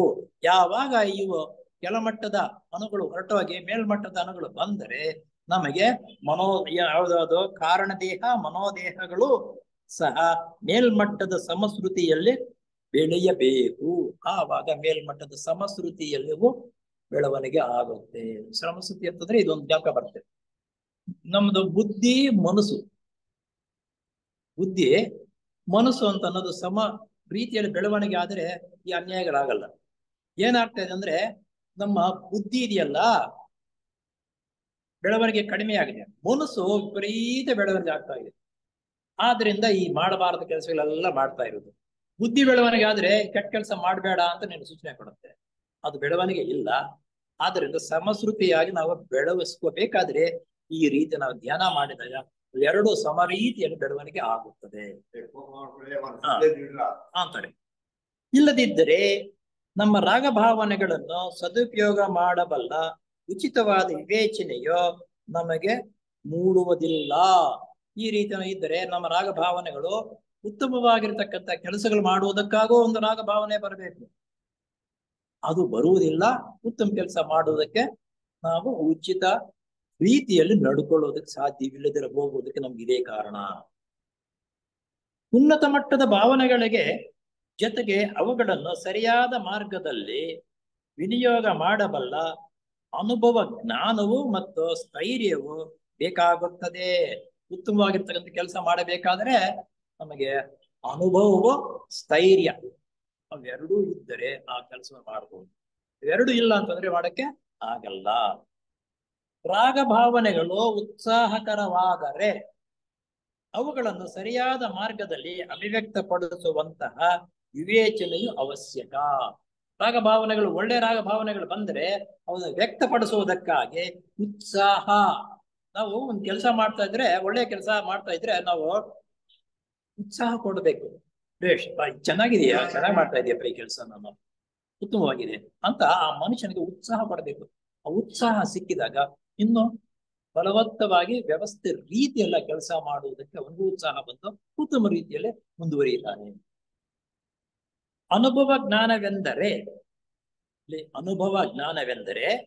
ಅದು 3 ವಿಧವಾಗಿ ಮಾರ್ಗದರ್ಶನ ನೀಡಬಹುದು. ಅನುಭವ ಜ್ಞಾನವನ್ನು 3 ರೀತಿಯಲ್ಲಿ ಹೇಳ್ಬೋದು ಜ್ಞಾನವನ್ನು. ಮೊದಲು ಒಬ್ಬ ಸಾಧಕನು ಒಂದು ವಿಷಯವಾಗಿ ಜಾಗರೂಕತೆಯಿಂದಲೂ ಆಳವಾಗಿ ಯೋಚಿಸಿದರೆ ಅವನಿಗೆ ಒಂದು ಅಂಶ ಆ ವಿಷಯಕ್ಕೆ ಸಂಬಂಧಪಟ್ಟಂತೆ ಹೊಳೆಯಬಹುದು. ನೋಡಿ, ಒಂದನೇದು, ಮೊದಲು ಒಬ್ಬ ಸಾಧಕನು ಒಂದು ವಿಷಯವಾಗಿ ಜಾಗರೂಕತೆಯಿಂದಲೂ ಆಳವಾಗಿ ಯೋಚಿಸಿದರೆ, ಯಾವುದಾದ್ರೂ ಒಂದು ಕೆಲಸ ಮಾಡಬೇಕಾದ್ರೆ ಮೊದಲು ಯೋಚನೆ ಮಾಡಬೇಕು. ಅದನ್ನ ಆಳವಾಗಿ ಯೋಚನೆ ಮಾಡಬೇಕು. ಈ ಕೆಲಸ ಹೇಗೆ ಅಂತಕ್ಕಂಥದ್ದು ಒಂದನೇದು. ಎರಡನೆಯದು, ಆತನ ಅಂತರಾತ್ಮನು ಆತನ ಮಟ್ಟದಲ್ಲಿ ಆ ವಿಷಯವಾಗಿ ಏನು ಅಭಿಪ್ರಾಯ ಕೊಡಬಹುದು ಎಂಬುದು ವಿವೇಚಿಸಬಹುದು. ಅಂತರಾತ್ಮ ಅಂತಂದ್ರೆ ನಮ್ಮ ಮೇಲ್ಮನಸ್ಸು ಇದೆಯಲ್ಲ, ಕೆಳಮನಸ್ಸು ಹೆಂಗಂದ್ರೆ ಸಂದರ್ಭಕ್ಕೆ ತಕ್ಕಂತೆ ಕುಣಿಯುತ್ತೆ. ಆದ್ರೆ ಮೇಲಿನ ಮನಸ್ಸು ಅಂತರಾತ್ಮ ಅಂತಕ್ಕಂಥದ್ದೆಲ್ಲ ಕೆಟ್ಟದ್ದಕ್ಕೆ ಅವಕಾಶ ಕೊಡುವುದಿಲ್ಲ. ಒಳ್ಳೆಯದೇ ಮಾಡಬೇಕು, ವ್ಯವಸ್ಥೆ ರೀತಿಯಲ್ಲಿ ಇರಬೇಕು ಅಂತಕ್ಕಂಥದ್ದಕ್ಕೆ ಪ್ರಚೋದನೆ ನೀಡುತ್ತೆ ನಿನಗೆ. ಹಾ ಎರಡನೆಯದಾಗಿ ಆತನ ಅಂತರಾತ್ಮನು ಆತನ ಮಟ್ಟದಲ್ಲಿ ಆ ವಿಷಯವಾಗಿ ಏನು ಅಭಿಪ್ರಾಯ ಪಡಬಹುದು ಎಂಬುದಾಗಿ ವಿವೇಚಿಸಬಹುದು. ಇದು ಎರಡನೆಯದು. ಮೂರನೆಯದಾಗಿ ಒಬ್ಬ ಉನ್ನತ ಮಟ್ಟದ ಬೆಳವಣಿಗೆ ಉಳ್ಳವನು ಜೀವನ್ಮುಕ್ತ ಗುರುಗಳೊಡನೆ ಅಥವಾ ಒಬ್ಬ ದೇವತೆಯೊಡನೆ ಸಂಬಂಧ ಪಡೆಯಬಹುದಾ. ಮೂರನೇದು, ನಾವು ಅವಾಗ ಹೇಳಿಲ್ವಾ, ನಮಗೆ ಯಾವ ಗುರು ಬೇಕೋ ಆ ಗುರುವನ್ನ ನೆನೆಸಿಕೊಂಡು ಆ ಗುರುವನ ಚಿತ್ರವನ್ನು ನೆನೆಸಿಕೋ. ಇದಕ್ಕಾಗಿ ಆ ರೀತಿ ನಾವು ಧ್ಯಾನದಲ್ಲಿ ನಂಬಿಕೆ ಇಟ್ಟು ಯಾವ ಗುರುವನ್ನ ನಾವು ನೆನೆಸಿಕೊಂಡು ಆ ಗುರುವನ ಭಾವಚಿತ್ರವನ್ನೇ ನಾವು ಧ್ಯಾನ ಮಾಡ್ತಾ ಇದ್ದಾಗ ಇದು ಮೂರನೆಯದು ಅಭಿವೃದ್ಧಿ ಆಗುವುದಕ್ಕೆ ಸಾಧ್ಯವಾಗುತ್ತದೆ. ಮೊದಲನೇ ಪರಿಸ್ಥಿತಿಯಲ್ಲಿ ಮಾತ್ರ ಆತನ ಸ್ವಂತ ವಕ್ರ ಭಾವನೆಗಳಿಂದ ಅಥವಾ ಮನಸ್ಸಿನ ಪ್ರವೃತ್ತಿಗಳಿಂದ ಆತನ ಅಭಿಪ್ರಾಯವು ಕಲುಷಿತವಾಗುವುದಕ್ಕೆ ಸಾಧ್ಯ. ಮೊದಲನೇದು, ಅಭಿಪ್ರಾಯಗಳು ವ್ಯವಹಾರಗಳು ಕಲುಷಿತವಾಗೋದಕ್ಕೆ ಕಾರಣ ಅಂತಂದ್ರೆ ಅವನದೇ ಸ್ವಂತ ಅನುಭವ. ಅವನು ನಾನು ಮಾಡಿದ್ದೇ ಸರಿ, ಇದೇ ಸರಿಯಾಗಿದೆ, ಏನದೇನ್ ಮಹಾ ತಪ್ಪು, ಅದನ್ನು ಇದು ಅಂತಕ್ಕಂಥ ಕಲುಷಿತವಾಗಿರತಕ್ಕಂಥ ಮನೋಭಾವನೆ ಅವನಲ್ಲಿ ಇರುವಾಗ ಆ ರೀತಿ ಕಲುಷಿತವಾಗುತ್ತದೆ ಅವನ ಮನಸ್ಸು, ಅಭಿಪ್ರಾಯಕ್ಕೆ ಅತೀತವಾಗುತ್ತದೆ. ಹಾಗೆಯೇ ಗುರುವು ಮತ್ತು ದೇವತೆಯು ಕೂಡ. ಇದೆಲ್ಲವೂ ಸರಿ, ಆದರೆ ಈ ರೀತಿ ನಮಗೆ ಧ್ಯಾನದಲ್ಲಿ ಹೊಳೆದ ಸೂಚನೆಗಳನ್ನು ನಮ್ಮ ಸ್ಥೂಲ ಮೆದುಳಿನ ಪ್ರಜ್ಞೆಗೆ ಇಳಿಯಬೇಕಾದರೆ, ಈ ರೀತಿ ನಾವು ಧ್ಯಾನ ಮಾಡ್ತಾ ಇದ್ದರೆ ಕೆಲವು ಸೂಚನೆಗಳು ಭಾವನೆಗಳು ನಮಗೆ ವ್ಯಕ್ತವಾಗುತ್ತದೆ, ನಮಗೆ ಒಂದು ರೀತಿಯಲ್ಲಿ ಆಗ್ತಕ್ಕಂಥ ಆನಂದವಾಗುತ್ತದೆ. ಈ ರೀತಿ ಆದಾಗ ಏನ್ ಮಾಡ್ಬೇಕಪ್ಪ ಅಂದ್ರೆ ಇಳಿಸಬೇಕಾಗುತ್ತದೆ. ಅದು ಮೆದುಳಿನ ಪ್ರಜ್ಞೆಯನ್ನು ತಲುಪಿದ ಕೂಡಲೇ ಆ ಭಾವನೆಗಳು ಉತ್ಸಾಹ ನಮ್ಮ ಮೆದುಳಿಗೆ ತಲುಪಿದ ಕೂಡಲೇ ಅದರ ವಕ್ರ ಅಭಿಪ್ರಾಯಗಳಿಂದ ತಿರುಚಿ ಹೋಗುವ ಸಂಭವವಿರುತ್ತದೆ. ನನ್ನಲ್ಲಿ ವಕ್ರ ಮನೋಭಾವನೆ ಇದ್ದಾಗ ಉತ್ತಮ ರೀತಿಯ ಗುಣಗಳು ಬಂದು ನಮ್ಮ ಮೆದುಳ ಮೇಲೆ ಬಿದ್ದರೂ ಸಮೇತ ಅದನ್ನ ಏನೋ ಒಂತೀರಿ ನೆಗ್ಲಿಜೆನ್ಸಿ ಆಗಿ ನೋಡುವುದಕ್ಕೂ ಅದನ್ನ ಅಂತ ಅನಿಸುತ್ತೆ ಸ್ಟಾರ್ಟಿಂಗ್ ನಲ್ಲಿ, ಪ್ರಾರಂಭದಲ್ಲಿ. ನಮ್ಮ ದಿನಚರಿ ಜೀವಿತದಲ್ಲಿ ನಮಗೆ ವಕ್ರವಾದ ಎಂದರೆ ನಮ್ಮ ಮೂಗಿನ ನೇರಕ್ಕೆ ಯೋಚಿಸುವಂತಹ ಅಭ್ಯಾಸವಿದ್ದರೆ, ಯಾವಾಗಂತ ಅದು ಬರುತ್ತಂದ್ರೆ ನಮ್ಮ ಮೂಗಿನ ನೇರವಾಗಿ ನಾವು ಅಭ್ಯಾಸ ಮಾಡೋದು. ಏನ್ ಮಾಡ್ತೀವಿ ನಾವು, ಇದು ಸರಿ, ನಾನು ಮಾಡಿದ್ದೆ ಸರಿ, ಅದೇನ್ ಮಹಾ ತಪ್ಪು, ಇದೇನ್ ಮಹಾ ತಪ್ಪು ಅಂತ ವಿತಂಡವಾದ ಮಾಡ್ತೀವಿ ನೋಡೋ. ನನ್ನ ಮೂಗು ಸರಿಯಾಗಿ ಅವನು ಹಿಡಿದ ಕಾಲಿಗೆ ಕೋಳಿಗೆ ಮೂರೇ ಕಾಲು ಅಂತಾರೆ, ಬಿಡಪ್ಪ ಅವ್ನು ಬಿಟ್ಬಿಡಪ್ಪ ಅಂತ ಬಿಟ್ಬಿಡ್ತಾರೆ ಸಮಾಜದಲ್ಲಿ. ಆ ರೀತಿ ಮನೋಭಾವನೆ ಯಾರಲ್ಲಿ ಇರುತ್ತದೋ, ಯಾಕಂದ್ರೆ ತಿಸಾಪಲ್ ಸೊಸೈಟಿಲಿ ಸಲಹೆಯನ್ನು ಕೊಡುವುದಕ್ಕೂ ಸಲಹೆಯನ್ನು ಪಡೆಯುವುದಕ್ಕೂ ಸಮ್ಮತಿಯಾಗಿರ್ಬೇಕು. ನಾನು ಮಾಡಿದ್ದೇ ಸರಿ, ನಾನು ಹೇಳ್ತಾ ಇರೋದು ಸರಿ ಅಂತ ಅಂದಾಗ ಅವನು ಮೂಗು ನೇರವಾಗಿ ನಡೀತಾ ಇದ್ದಾನೆ, ಎಲ್ಲರೂ ಆ ರೀತಿ ನಡೀಬೇಕು ಅಂತಕ್ಕಂಥದ್ದು ಇದು ಶುದ್ಧ ತಪ್ಪು, ಮೂರ್ಖತ್ವ. ನಮ್ಮ ಧ್ಯಾನ ಕಾಲದಲ್ಲೂ ಆ ಪ್ರವೃತ್ತಿ ಮುಂದುವರಿಯುತ್ತದೆ. ಅಂತವರು ಧ್ಯಾನ ಮಾಡ್ತಾ ಇದ್ದರೆ ಅವನ ಪ್ರವೃತ್ತಿ ಏನಿರುತ್ತೋ ಅದೇ ಮುಂದುವರಿಯುತ್ತದೆ, ಅವನಿಗೆ ಇಂಪ್ರೂವ್ಮೆಂಟ್ ಆಗಲ್ಲ. ನಾವು ಜಾಗರೂಕತೆಯಿಂದ ಇತರರ ವಿಷಯವಾಗಿ ತಪ್ಪು ಅಭಿಪ್ರಾಯಗಳನ್ನು ರೂಪಿಸಿಕೊಳ್ಳದೆ ಅವನ ರೀತಿ ಮಾಡ್ತಾನೆಪ್ಪ ಅಂತ ಹೇಳ್ಬಿಟ್ಟು ಅವನ ತಪ್ಪುಗಳು ಏನಿದೆಯೋ ಆ ತಪ್ಪುಗಳನ್ನೇ ನಾವು ನಿಗ್ರಹಿಸ್ಕೊಂಡ ನೋಡ್ತಾ ಇದ್ದರೆ ಏನಾಗುತ್ತಪ್ಪ ಅಂದರೆ ಅವನು ಸಹ ನಮ್ಮಂತೆಯೇ ಎಂಬ ಸಹಾನುಭೂತಿಯನ್ನು ಬೆಳೆಸಿಕೊಂಡರೆ, ಅಮೂರ್ತ ಇದೆ ಹಾಗೆ ಇದೆ ಎತ್ತೋ ಅಂತ ಬಿಟ್ಬಿಡ್ಬಾರ್ದು. ನಾನು ಅವನಂತೆ ಮೊದಲಿದ್ದು ಸರಾಗ್ತಾನೆ ಅಂತಕ್ಕಂಥ ಭಾವನೆ ನಮ್ಮಲ್ಲಿ ತಿಳಿಸ್ಕೋಬೇಕು. ಆ ನಿಷ್ಪಕ್ಷಪಾತವಾದ ಮನೋಭಾವನೆಯು ಧ್ಯಾನ ಕಾಲದಲ್ಲೂ ಕೂಡ ಮುಂದುವರಿಯುವುದು. ಆ ರೀತಿ ನಾವು ಧ್ಯಾನ ಮಾಡ್ತಾ ಇರುವಾಗ ಆ ಸಂಕಲ್ಪಗಳನ್ನ ಮುಂದುವರಿಸಿಕೊಂಡು ನಾವು ಹೋಗಬೇಕು. ಆಯ್ತು ಬೇಜಾರಾಯ್ತು ಅಂದ್ರೆ ಬಿಟ್ಟು ಬಿಡಬಾರ್ದು. ಆಗ ಇತರರಲ್ಲಿ ಇರಬಹುದಾದ ಒಳ್ಳೆಯದು ಕೂಡ ಗೋಚರವಾಗುವುದು. ಆ ರೀತಿ ನೀನು ಮಾಡ್ತಾ ಇದ್ದರೆ ಅವನ ಮನೋಭಾವನೆ ಕೆಟ್ಟದ್ದಿದ್ರೂ ಸಮೇತ ಒಂದಲ್ಲ ಒಂದ್ಸಲಿ ನಿನಗೆ ಅವನಲ್ಲಿರ್ತಕ್ಕಂಥ ಕೆಲವು ಒಳ್ಳೆಯ ಗುಣಗಳು ಸಮೇತ ನಿನ್ನ ಕಣ್ಣಿಗೆ ಬೀಳುತ್ತವೆ. ಸ್ಥೂಲ ಲೋಕದಲ್ಲಿ ಮಾಡುವ ಧ್ಯಾನವು ಅಂತರಾತ್ಮನಿಗೆ ಸಂಬಂಧಪಟ್ಟಿದ್ದಲ್ಲ. ನೋಡಿ, ಸ್ಥೂಲ ಲೋಕದಲ್ಲಿ ಮಾಡ್ತಕ್ಕಂಥ ಧ್ಯಾನ ಇದೆಯಲ್ಲ, ಇದು ಅಂತರಾತ್ಮನಿಗೆ ಸಂಬಂಧಪಟ್ಟಿದ್ದು ಅಲ್ಲ. ಆ ಮಟ್ಟಕ್ಕೆ ಹೋಗ್ಬೇಕಾದ್ರೆ ಗೋವಿಂದ ನಾವು ಅಷ್ಟು ಸುಲಭ ಅಲ್ಲ. ಅದರ ಉದ್ದೇಶವು ನಮ್ಮ ಕಾಮ ಮತ್ತು ರೂಪದೇಹಗಳನ್ನ ತಿದ್ದಿ ಅಂತರಾತ್ಮನಿಗೂ ಕೊಡುವಂತೆ ಪರಿವರ್ತಿಸುವುದು. ಮೊದಲು ನಮ್ಮ ಕಾಮ ರೂಪ, ಕಾಮದೇಹ, ರೂಪದೇಹ, ಕಾಮದೇಹಕ್ಕೂ ರೂಪದೇಹಕ್ಕೂ ಸಂಬಂಧ ಇವೆರಡು ಸೇರಿದಾಗ ಹೆಚ್ಚು ಕಡಿಮೆ ಆಗುತ್ತೆ. ಅವೆರಡನ್ನ ನಿಗ್ರಹಿಸ್ಕೊಳ್ತಕ್ಕಂಥದ್ದು ಮೊಟ್ಟ ಮೊದಲು ನಾವು ಧ್ಯಾನದಲ್ಲಿ ಕಲಿತ್ಕೋಬೇಕು ಅಂತ. ಕಾಮದೇಹ ರೂಪ ಇದೆಯಲ್ಲ, ಇವೆರಡನ್ನ ನಿಗ್ರಹಿಸ್ತಕ್ಕಂಥ ಸಾಮರ್ಥ್ಯವನ್ನು ಧ್ಯಾನದಲ್ಲಿ ನಾವು ಸಂಪಾದನೆ ಮಾಡಿಕೊಂಡಾಗ ದೇಹಗಳನ್ನು ತಿದ್ದಿ ಅಂತರಾತ್ಮನಿಗೂ ಕೊಡುವಂತೆ ಪರಿವರ್ತಿಸುವ ಸಲುವಾಗಿಯೇ ಕೈಗೊಂಡಿರುವಂತಹದ್ದು ಧ್ಯಾನ. ಯಾಕಪ್ಪ ಅಂದ್ರೆ ಇಲ್ಲಿ ನೋಡಿ, ಇಲ್ಲಿ ಮುಖ್ಯ ಯಾತಕ್ ಮಾಡ್ಬೇಕಪ್ಪ ಅಂದ್ರೆ ಕಾಮ, ಕೆಳ ಮನಸ್ಸು ಇವೆರಡನ್ನು ತಿದ್ದು ಸರಿಪಡಿಸಿಕೊಂಡು ಅಂತರಾತ್ಮನ ಕಡೆಗೆ ಹೋಗಬಹುದು. ಇವು ಸರಿಪಡಿಸ್ಕೊಳ್ತೇ ಹೋದ್ರೆ ಅಂತರಾತ್ಮನ ಕಡೆಗೆ ನಾವು ಹೋಗೋದಕ್ಕೆ ಸಾಧ್ಯವಿಲ್ಲ. ಅಂತರಾತ್ಮನು ಬೆಳೆದ ಮಟ್ಟದ್ದಾದರೆ ಅದು ಕೂಡ ಅದರ ಮಟ್ಟದಲ್ಲಿ ಧ್ಯಾನವನ್ನು ಮಾಡುತ್ತದೆ. ಇವೆರಡು ನಿಗ್ರಹಿಸಿಕೊಂಡು ಅಂತರಾತ್ಮದಲ್ಲಿ ಮಟ್ಟದಲ್ಲಿ ನಾವು ಧ್ಯಾನ ಮಾಡೋದಾದರೆ ಬಹಳ ಮುಂದಕ್ಕೆ ಹೋಗ್ತೀವಿ. ಆದರೆ ಸ್ಥೂಲ ಲೋಕದ ಧ್ಯಾನ ಕಾಲದಲ್ಲೇ ಅಲ್ಲ, ಅಂತರಾತ್ಮನ ಸಾಕಾದಷ್ಟು ಸಂಸರಣದಲ್ಲಿ ಮುಂದುವರಿಯದಿದ್ದರೆ ಆತನು ತನ್ನ ಪ್ರಜ್ಞೆಯನ್ನು ಬುದ್ಧಿಲೋಕದ ಮಟ್ಟಕ್ಕೆ ಹತ್ತಿಸಿ ಅನಂತರ ಕ್ರಮವಾಗಿ ಒಂದಾದ ನಂತರ ಮತ್ತೊಂದು ಅದರ ಉಪಲೋಕಗಳಿಗೆ ಹತ್ತಿಸಲು ಪ್ರಯತ್ನ ಪಡುತ್ತಾನೆ. ಇದು ಅದಕ್ಕೆ ಧ್ಯಾನ ಕೂತ್ಕೊಂಡಾಗ ಸ್ಟೆಪ್ ಬೈ ಸ್ಟೆಪ್ ಯಾವ ರೀತಿ ಮಾಡ್ತಾ ಇದೀವಿ ಅಂತ ಧ್ಯಾನ ಹೇಳ್ಕೊಡ್ತಕ್ಕಂಥ ತಿಳುವಳಿಕೆ ಇರತಕ್ಕಂಥ ಈ ಗುಣಗಳನ್ನು ಬೆಳವಣಿಗೆ ಆಗಿರತಕ್ಕಂಥವ್ರ ಹತ್ರ ನಾವು ಧ್ಯಾನ ಮಾಡೋದು ಕಳ್ಕೊಂಡಾಗ ಸುಲಭವಾಗುತ್ತೆ. ಇಲ್ಲ ನಮ್ಮಷ್ಟಕ್ಕೆ ನಾವೇ ಇಷ್ಟೇ ಮಾಡ್ತಾ ಇದ್ರೆ ಬಹಳ ಈ ಜನ್ಮ ಅಲ್ಲ, ಒಂದೇ ಜನ್ಮದಲ್ಲಿ ಬರಲ್ಲ, 5 ತಿಂಗಳು 6 ತಿಂಗಳಿಗೂ ಬರಲ್ಲ, 1 ವರ್ಷಕ್ಕೂ ಬರಲ್ಲ, ಈ ಜನ್ಮದಲ್ಲೂ ಬರಲ್ಲ. ನಾವೇ ಸ್ವತಃ ಅದಕ್ಕೆ ಏನೋ ನಮ್ಮ ಅದೃಷ್ಟ. ಸೋ ಕೃಷ್ಣಮೂರ್ತಿ ಅಲ್ಲ, ಜಿಡು ಕೃಷ್ಣಮೂರ್ತಿ ಅದೃಷ್ಟ. ಅವರಿಗೆ ಅಂತ ಮಹಾತ್ಮರೆಲ್ಲ ಸಿಕ್ಕಿದ್ರು, ಬೇಸೆಂಟು ಯೋಗ ಲೆಡ್ಬಿಟ್ಟರು ಅಂತವರ ಮಾರ್ಗದರ್ಶನದಲ್ಲಿ ಬೆಳೆದ ಬೇಗ ಅವರಿಗಿಂತ ಮುಂಚಿತ ಅಂತಹ ಮಾರ್ಗದರ್ಶಕರು ನಮಗೆ ಸಿಕ್ಕ. ಆದರೆ ಆತನ ಧ್ಯಾನದ ಸಮಯವು ದೇಹಾತ್ಮದ ಧ್ಯಾನ ಕಾಲಕ್ಕಿಂತಲೂ ಭಿನ್ನವಾಗಿರಬಹುದು. ನೋಡಿ, ಇಂಥ ಪಾಯಿಂಟ್ ಇಲ್ಲಿ ಬರುತ್ತಿಲ್ಲ. ಆದರೆ ಅಂತರಾತ್ಮನು ದೇಹಾತ್ಮದ ಧ್ಯಾನ ಕಾಲದಲ್ಲಿ ಅಂತರಾತ್ಮ ಅಂದ್ರೆ ಏನೇ, ದೇಹಾತ್ಮ ಅಂದ್ರೆ ಏನೋ ನಮ್ಗೆಲ್ಲರಿಗೂ ಅದು ಚಿರ ಪರಿಚಯ, ನಾವು ಊಹಿಸ್ಕೋಬೇಕು. ಅದರೊಳಕ್ಕೆ ತನ್ನ ಸ್ಫೂರ್ತಿಯನ್ನು ಸಹ ಕಳುಹಿಸುವುದು ಉಂಟು.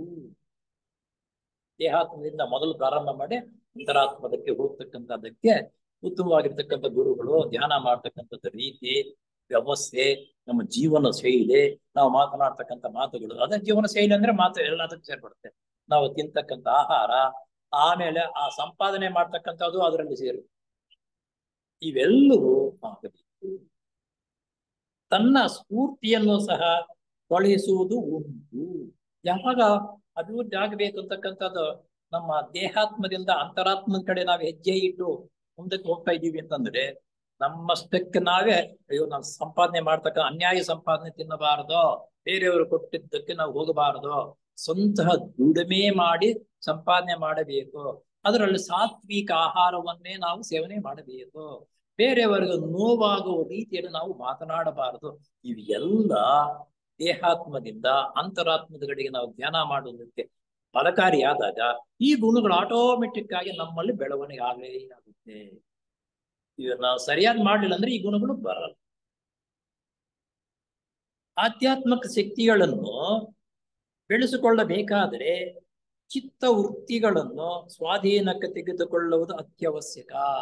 ಚಿತ್ತ ವೃತ್ತಿಗಳನ್ನು ಸ್ವಾಧೀನಕ್ಕೆ ತೆಗೆದುಕೊಳ್ಳುವುದು.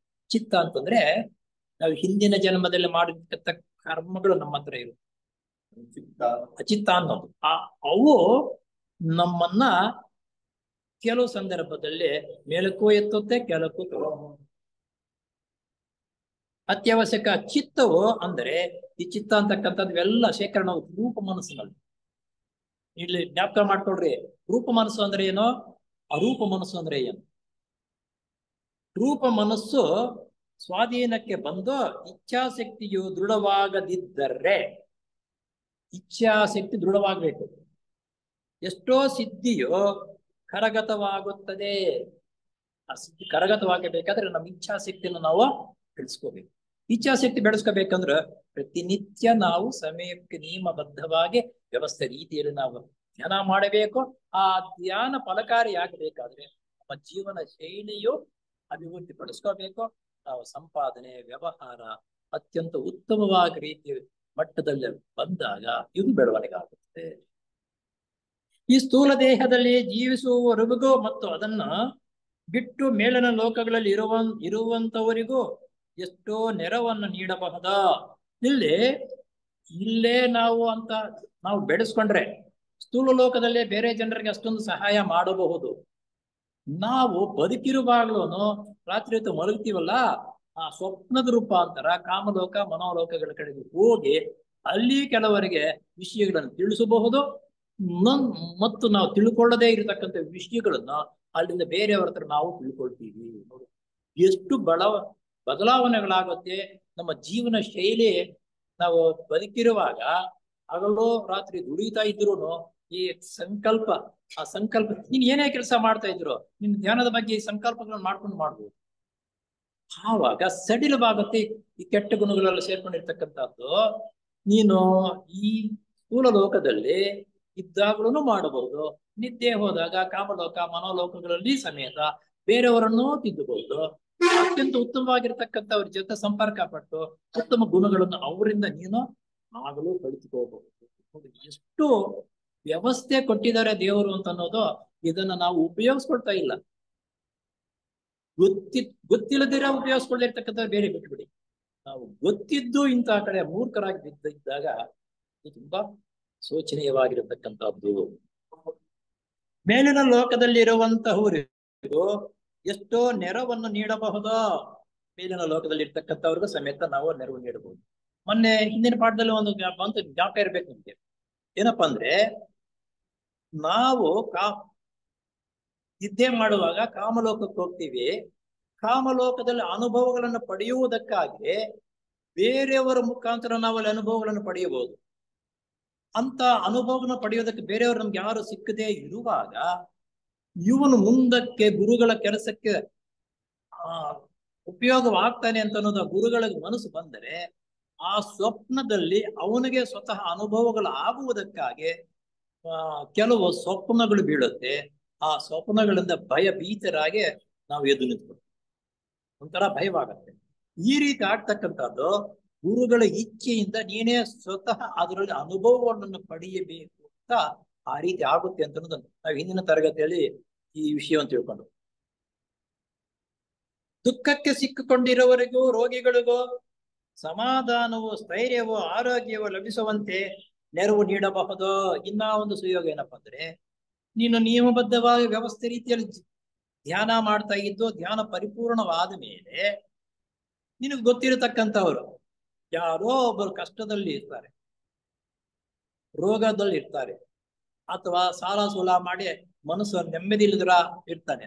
ಅಂತವನಿಗೆ ಭಗವಂತ ಇಂಥವರಿಗೆ ಸಹಾಯ ಮಾಡಿ ಅವನ ಕಷ್ಟವನ್ನು ನಿಗ್ರಹಿಸ್ಕೊಳ್ತಕ್ಕಂಥ ಸಾಮರ್ಥ್ಯ ಕೊಡು. ಕಷ್ಟ ತೀರ್ಸು ಅಂದ್ರೆ ದುಡ್ಡು ಕೊಡೋದಲ್ಲ, ಅದನ್ನ ನಿಗ್ರಹಿಸ್ಕೊಳ್ತಕ್ಕಂಥ ಸಾಮರ್ಥ್ಯ ಕೊಡು ಅಂತ ನೀನು ಧ್ಯಾನ ಆದ್ಮೇಲೆ ಆ ರೀತಿ ನೀನು ಬೇರೆಯವರಿಗೆ ಸಂಕಲ್ಪವನ್ನು ಕೊಡಬೇಕು. ಈ ಸಂಕಲ್ಪಗಳನ್ನು ಕೊಟ್ಟು ಬೇರೆಯವ್ರನ್ನ ಅಭಿವೃದ್ಧಿ ಪಡಿಸಿದಾಗ ಇದಕ್ಕೊಂದು ಹಿಂದೆ ಒಂದು ಕ್ಲಾಸ್ ನಲ್ಲಿ ಬಂತು. ಸ್ವರ್ಗಲೋಕದಲ್ಲಿ ಯೇಸು ಕ್ರಿಸ್ತನ ಶಿಷ್ಯನಾಗಿರ್ತಕ್ಕಂಥ ನಾನು ಹೋದಾಗ ಬೇರೆಯವರೆಲ್ಲ ಕಿರೀಟವು ಬಹಳ ವೈಡೂರ್ಯಗಳಿಂದ ತುಂಬಿರತಕ್ಕಂಥ ಕಿರೀಟ ಇತ್ತು. ಇವನ್ ಕಿರೀಟ ಸಾಧಾರಣವಾಗಿತ್ತು.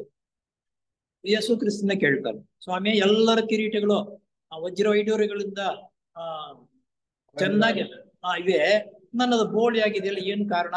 ನಾನು ನಿಮ್ ಸೇವೆ ಮಾಡ್ತಾ ಇದ್ದೆ, ಅವರೂ ಸೇವೆ ಮಾಡ್ತಾ ಇದ್ರು ಅಂತಂದ್ರೆ ಆವಾಗ ಹೇಳ್ತಾರೆ, ನೀನು ಸೇವೆ ಮಾಡ್ತಾ ಇದ್ದಿ ನಿನ್ನ ಸ್ವಂತಕ್ಕ ಅಷ್ಟೇ, ಬೇರೆಯವ್ರನ್ನ ಯಾರನ್ನು ಹುರಿದುಂಬಿಸ್ಲಿಲ್ಲ. ಅವ್ರು ಹಾಗಲ್ಲ, ಸೇವೆನೂ ಮಾಡ್ತಾ ಇದ್ರು, ಬೇರೆ ಜನರನ್ನು ಹುರಿದುಂಬಿಸಿ ಈ ದೇವರ ಯೋಜನೆಗೆ ಸಹಾಯವಾಗುವ ರೀತಿಯಲ್ಲಿ ಅವರು ಪ್ರೇರಣೆ ಕೊಡ್ತಾ ಇದ್ದ. ಒಬ್ಬೊಬ್ಬನು ಕರೆತಂದು ಪ್ರೇರಣೆ ಕೊಟ್ಟಿದ್ದಕ್ಕಾಗಿ ಅವನ ಕಿರೀಟದಲ್ಲಿ ಯೋಗ್ಯವಾಗಿರತಕ್ಕಂಥ 3 ರತ್ನಗಳು ಇವೆ ಅಂತ ನೋಡಿ. ಇವೆಲ್ಲ ಈ ರೀತಿ ನಾವು ಧ್ಯಾನ ಮಾಡಿ, ಧ್ಯಾನವು ಪೂರ್ಣ ಆದ್ಮೇಲೆ ಕಷ್ಟದಲ್ಲಿರ್ತಕ್ಕಂಥವನಿಗೆ ಸಂಕಲ್ಪವನ್ನು ಕಳಿಸುವುದರಿಂದ ಮುಂದೆ ನಮ್ಗೆ ಆ ರೀತಿ ಉಪಯೋಗವಾಗುತ್ತದೆ ಅಂತ ಮಾಡ್ಕೋಬಾರ್ದು. ಅದು ರಕ್ತಗತವಾಗಿ ಬರ್ಬೇಕು ನಮ್ಮಲ್ಲಿ. ಅಯ್ಯೋ ಅವತ್ತು ಕ್ಲಾಸ್ನಲ್ಲಿ ಈ ರೀತಿ ಹೇಳಿದ್ರಪ್ಪ, ನಾವ್ ಈ ರೀತಿ ಮಾಡೋಣ ತಂದ್ಕೊಂಡ್ರೆ ಅದು ತಪ್ಪು, ಅದು ಸರಿಯಾಗಲ್ಲ. ಪ್ರತಿಯೊಬ್ಬ ಸದಸ್ಯನು ತಾನು ಮಾಡುವ ದೈನಂದಿನ ಧ್ಯಾನದ ಜೊತೆಗೆ ತನಗೆ ಪರಿಚಯವಿರುವ ಕೆಲವರಿಗೆ ಸಹಾಯಕರವೋ ಪ್ರಯೋಜನಕರವೋ ಆದಂತಹ ಒಳ್ಳೆ ಸಂಕಲ್ಪಗಳನ್ನು ಕಳಿಸುವುದು. ಧ್ಯಾನ ಮಾಡಿ, ಧ್ಯಾನ ಆದ ಮೇಲೆ ಒಳ್ಳೆ ಸಂಕಲ್ಪಗಳನ್ನು ಬೇರೆಯವರಿಗೆ ಕಳಿಸುವುದು. ಇದು ನಾವು ಪ್ರಾಕ್ಟೀಸ್ ಮಾಡ್ಕೋಬೇಕು. ಅದಕ್ಕೆ ನಾವು ಭಾರತ ಸಮಾಜ ಪೂಜೆ ಮಾಡಿ ಕಡೆಯಲ್ಲಿ ಆಶೀರ್ವಾದ ಮಾಡಲ್ವಾ, ಎಲ್ಲರಿಗೂ ಅತ್ಯಂತ ಸುಗಮವಾಗಿ ಚೆನ್ನಾಗಿರ್ಲಿ ಅಂತಕ್ಕಂಥದ್ದು ಈ ಆಶೀರ್ವಾದ ಮಾಡ್ತಕ್ಕಂಥ ಇದೇ ಉದ್ದೇಶ. ಅಭ್ಯಾಸವನ್ನಿಟ್ಟುಕೊಳ್ಳುವುದು ಉತ್ತಮ. ಹೀಗೆಯೇ ಕೆಲವರು ಅಂತಹ ಮನೋಭಾವ ಉಳ್ಳವರೆಲ್ಲ ಒಟ್ಟಿಗೆ ಸೇರಿ ಕಷ್ಟ ಅಥವಾ ದುಃಖಕ್ಕೆ ಸಿಕ್ಕಿಕೊಂಡಿರುವವರಿಗಾಗಿ ಕೆಲವು ನಿಮಿಷಗಳ ಪರ್ಯಂತರ ಸ್ಥೈರ್ಯವೋ ಸಮಾಧಾನವೋ ಲಭಿಸುವಂತೆ ದೃಢವಾದ ರೀತಿಯಲ್ಲಿ ಸಾಮೂಹಿಕ ಧ್ಯಾನವು ರೋಗವನ್ನು ಗುಣಪಡಿಸುವ ಮಟ್ಟಿಗೆ ಮಾಡುವ ಫಲಕಾರಿಯಾಗಬಹುದು. ಈ ವಾಕ್ಯವನ್ನು ನೋಡಿ, ನಮ್ಮ ಸೊಸೈಟಿಗಳಲ್ಲಿ ಎಲ್ಲಾ ಕಡೆ ಮೊದಲು ಮಾಡ್ತಾ ಇದ್ರು. ಭಾರತ ಸಮಾಜ ಪೂಜೆ ಆಗೋಯ್ತು ಅಂದ್ಮೇಲೆ ರೋಗ ಶಮನ ಕಾರ್ಯಕ್ರಮ ಅಂತ ಮಾಡ್ತಾ ಇದ್ರು. ರೋಗ ಶಮನ ಕಾರ್ಯಕ್ರಮ ಮಾಡಬೇಕಾದ್ರೆ ಏನ್ ಇದಕ್ಕೆ ಪೂರ್ವಸಿದ್ಧತೆ, ಏನ್ ಇದುವರೆಗೆ ಹೇಳಿದ್ದವರು? ಆ ಪೂರ್ವಸಿದ್ಧತೆ ನಮ್ಮಲ್ಲಿ ಇದೆಯಾ? ಸಾಮೂಹಿಕವಾಗಿ ಧ್ಯಾನ ಮಾಡಿ ಆ ಧ್ಯಾನವು ಆದ ಮೇಲೆ ಅಂತಹ ಸಂಕಲ್ಪವನ್ನು ಬೇರೆಯವರಿಗೆ ಸಾಮೂಹಿಕವಾಗಿ ಕಳಿಸ್ಬೇಕು ಹೊರತು ಭಾರತ ಸಮಾಜ ಪೂಜೆ ಆಗೋಯ್ತು ಧ್ಯಾನ ಇಲ್ಲ, ಮತ್ತೊಂದಿಲ್ಲ. ನಮ್ಮ ವ್ಯವಹಾರವೇ ಆ ವ್ಯವಸ್ಥೆ ಇರುವಾಗ ನೀನು ರೋಗ ಶಮನ ಕಳಿಸಿದ್ರೆ ಎಲ್ಲೋ ಬರ್ತಿರೋದು ರೋಗ ಶಮನವಾಗಲಿ ಹೋಗುವಾಗ.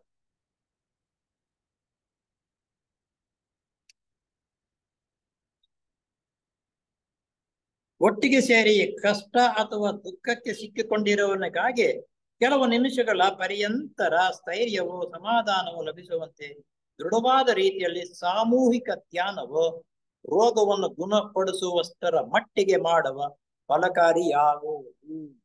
ಆ ರೀತಿ ಮಾಡಿದಾಗ, ಆ ರೀತಿ ನೀನು ಅನುಭವವನ್ನು ಪಡೆದು ಧ್ಯಾನ ಮಾಡ್ತಕ್ಕಂಥವ್ರ ತಿಳ್ಕೊಂಡು ಧ್ಯಾನ ಮಾಡ್ತಕ್ಕಂಥವ್ರ ಸಾಮೂಹಿಕವಾಗಿ ಜನ ಸೇರಿ ಆ ಧ್ಯಾನವನ್ನು ಮಾಡಿ ಆಮೇಲೆ ನೀನು ಅಂತ ರೋಗ ಶಮನವಾಗಿರ್ತಕ್ಕಂಥವ್ರು ಕಳಿಸಿದಾಗ ರೋಗ ಏನು, ಆ ರೋಗವನ್ನು ತಡ್ಕೊಳ್ತಕ್ಕಂಥ ಸಾಮರ್ಥ್ಯವನ್ನು ಬೆಳೆಯುತ್ತೆ ಹೊರತು ರೋಗವನ್ನು. ಯಾವಾಗ ಯೇಸು ಕ್ರಿಸ್ತ ಮಾಡಿದನು ಅಂತಂದ್ರೆ ಎಷ್ಟು ಉನ್ನತ ಮಟ್ಟಕ್ಕೆ ಹೋಗಿರ್ತಕ್ಕಂಥವ್ರು ಅವರು. ನಾವು ಸರಿಯಾಗಿ ಒಂದು 1/4 ಗಂಟೆ ಧ್ಯಾನ ಕೂತ್ಕೊಳ್ಳೋದೇ ನಮ್ಮಿಂದ ಬರಲ್ಲ. ನಮ್ಗೆ ಹೆಂಗ್ ಬರುತ್ತೆ ಅದು? ಬರಲ್ಲ. ದಿವ್ಯ ದೃಷ್ಟಿಯನ್ನು ದೂರ ಶ್ರವಣದ ಸಿದ್ಧಿಯನ್ನು ಬೆಳೆಸಿಕೊಳ್ಳಲು ಆತರ ಪಡುವುದು ಉಚಿತವಲ್ಲ. ನಾನು 3 ವರ್ಷದಿಂದ ಈ ರೀತಿ ಧ್ಯಾನ ಮಾಡ್ತಾ ಇದ್ದೇನೆ, ನನಗೆ ದೂರದೃಷ್ಟಿನೂ ಬರಲ್ಲ, ಶ್ರವಣವೂ ಬರಲ್ಲ ಅಂತ ಆತರ ಪಡಬಾರದು. ಈಗ ನಮಗೆ ಕರಗತವಾಗಿರುವ ಶಕ್ತಿ ವಿಶೇಷಗಳನ್ನೆಲ್ಲ ಸದುಪಯೋಗ ಮಾಡುವುದನ್ನು ಕಲಿತು ಈ ದಿನಾಗ್ಲೂ ನಾವು ಈ ರೀತಿ ಧ್ಯಾನ ಮಾಡ್ತಾ ಇದ್ದು ನಿಯಮಬದ್ಧವಾಗಿ ಇದನ್ನು ಸದುಪಯೋಗ ಪಡ್ಕೊಳ್ತಕ್ಕಂಥ ತನ್ನ ಒಬ್ಬನೇ ಧ್ಯಾನ ಮಾಡ್ತಾ ಇದ್ದು ಕಡೆಯಲ್ಲಿ ಆಶೀರ್ವಾದ ಅಥವಾ ಬೇರೆಯವರಿಗೆ ಸಂಕಲ್ಪಗಳನ್ನು ಕೊಡುವುದು ಅಭ್ಯಾಸ ಮಾಡಿಕೊಂಡಿರ್ತಕ್ಕಂಥವನು ಅವನಿಗೆ ಧ್ಯಾನ ಯಾವ ರೀತಿ ಮಾಡ್ಬೇಕಂತಕ್ಕಂಥದ್ದನ್ನ ಒಂದು ಸ್ಟೆಪ್ ಬೈ ಸ್ಟೆಪ್ ಅವನಿಗೆ ಕರಗತವಾಗಿರುತ್ತೆ. ಅಂತ ಕರಗತವಾಗಿರತಕ್ಕಂಥವರು 10 ಜನ ಸಾಮೂಹಿಕವಾಗಿರ್ತಕ್ಕಂಥ ಧ್ಯಾನ ಮಾಡಿ ಆ ರೋಗ ಶಮನಕ್ಕೆ ಕಡೆಯಲ್ಲಿ ಕಳಿಸಿದರೆ ಅವನ ರೋಗವನ್ನ ತಡ್ಕೊಳ್ತಕ್ಕಂಥ ಸಾಮರ್ಥ್ಯ ಬರುತ್ತೆ ಹೊರತು ರೋಗ ನಾವು ಇಷ್ಟು ಮಾತ್ರಕ್ಕೆ ಅವನ ರೋಗ ವಾಸಿ ಆಗುವುದಿಲ್ಲ. ನಿಸ್ವಾರ್ಥ ಸೇವೆ ಸಲ್ಲಿಸುತ್ತಿದ್ದರೆ ನಮಗೆ ಮೇಲ್ಕಂಡ ಸಿದ್ಧಿಗಳು ಸಹ ಕಾಲಕ್ರಮದಲ್ಲಿ ಲಭಿಸುತ್ತವೆ. ಈ ರೀತಿ ನಾವು ಯಾವಾಗಲೂ ನಿಸ್ವಾರ್ಥ ಸೇವೆಯಿಂದ ಕೆಲಸ ಮಾಡ್ತಾ ಇದ್ದರೆ ಆ ಸಿದ್ಧಿಗಳು ನಮಗೆ ನಿಧಾನಕ್ಕೆ ಬಂದೇ ಬರುತ್ತದೆ. ಅವುಗಳಲ್ಲಿ ಅಪೇಕ್ಷೆ ಪಡುವುದು ಸರಿಯಲ್ಲ. ಅವು ನಮಗೆ ಬೇಗ ಸಿದ್ಧಿಗಳು ಬರಬೇಕು, ನಾನು ಹೇಳಿದಂಗೆ ನಡಿಬೇಕು, ನಾವು ಈ ದೃಷ್ಟಿ ಬೇಕು ಅಂತಕ್ಕಂಥದ್ದನ್ನು ಯೋಚನೆ ಮಾಡ್ಕೊಂಡು ಮಾಡೋದು ಸರಿಯಲ್ಲ. ಆ ರೀತಿ ಯೋಚನೆ ಮಾಡ್ಕೊಂಡು ಬಂದ್ರೆ ಅಧ್ಯಾನವು ಫಲಕಾರಿಯಾಗಲ್ಲ. ನಮ್ಮ ಶೀಲ ಸ್ವಭಾವವು ಪರಿಶುದ್ಧಗೊಂಡು ಪರಿಪಕ್ವ ಸ್ಥಿತಿಗೆ ಬರುವುದಕ್ಕೆ ಮುಂಚೆಯೇ ಮೇಲ್ಕಂಡ ಸಿದ್ಧಿಗಳು ಪ್ರಾಪ್ತವಾದರೆ ಆ ಮೂಲಕ ಅಪಾಯ ಕಟ್ಟಿಟ್ಟ ಬುದ್ಧಿ. ನಿನ್ನ ಶೀಲ ಸ್ವಭಾವವನ್ನು ಸರಿಪಡಿಸಿಕೊಳ್ಳದೆ ಅಂತಹದ್ದೇನಾದ್ರೂ ಬಂದರೆ ಅಂತಹದ್ದು ಸಿದ್ಧಿಗಳೇನಾದ್ರೂ ಬಂದ್ರೆ ಏನ್ ಮಾಡ್ತೀಯ? ನನಗೂ ನಿನ್ಗೂ ಆಗಲ್ಲ ಅಂತಂದ್ರೆ ಚಾಪಾಟಿ.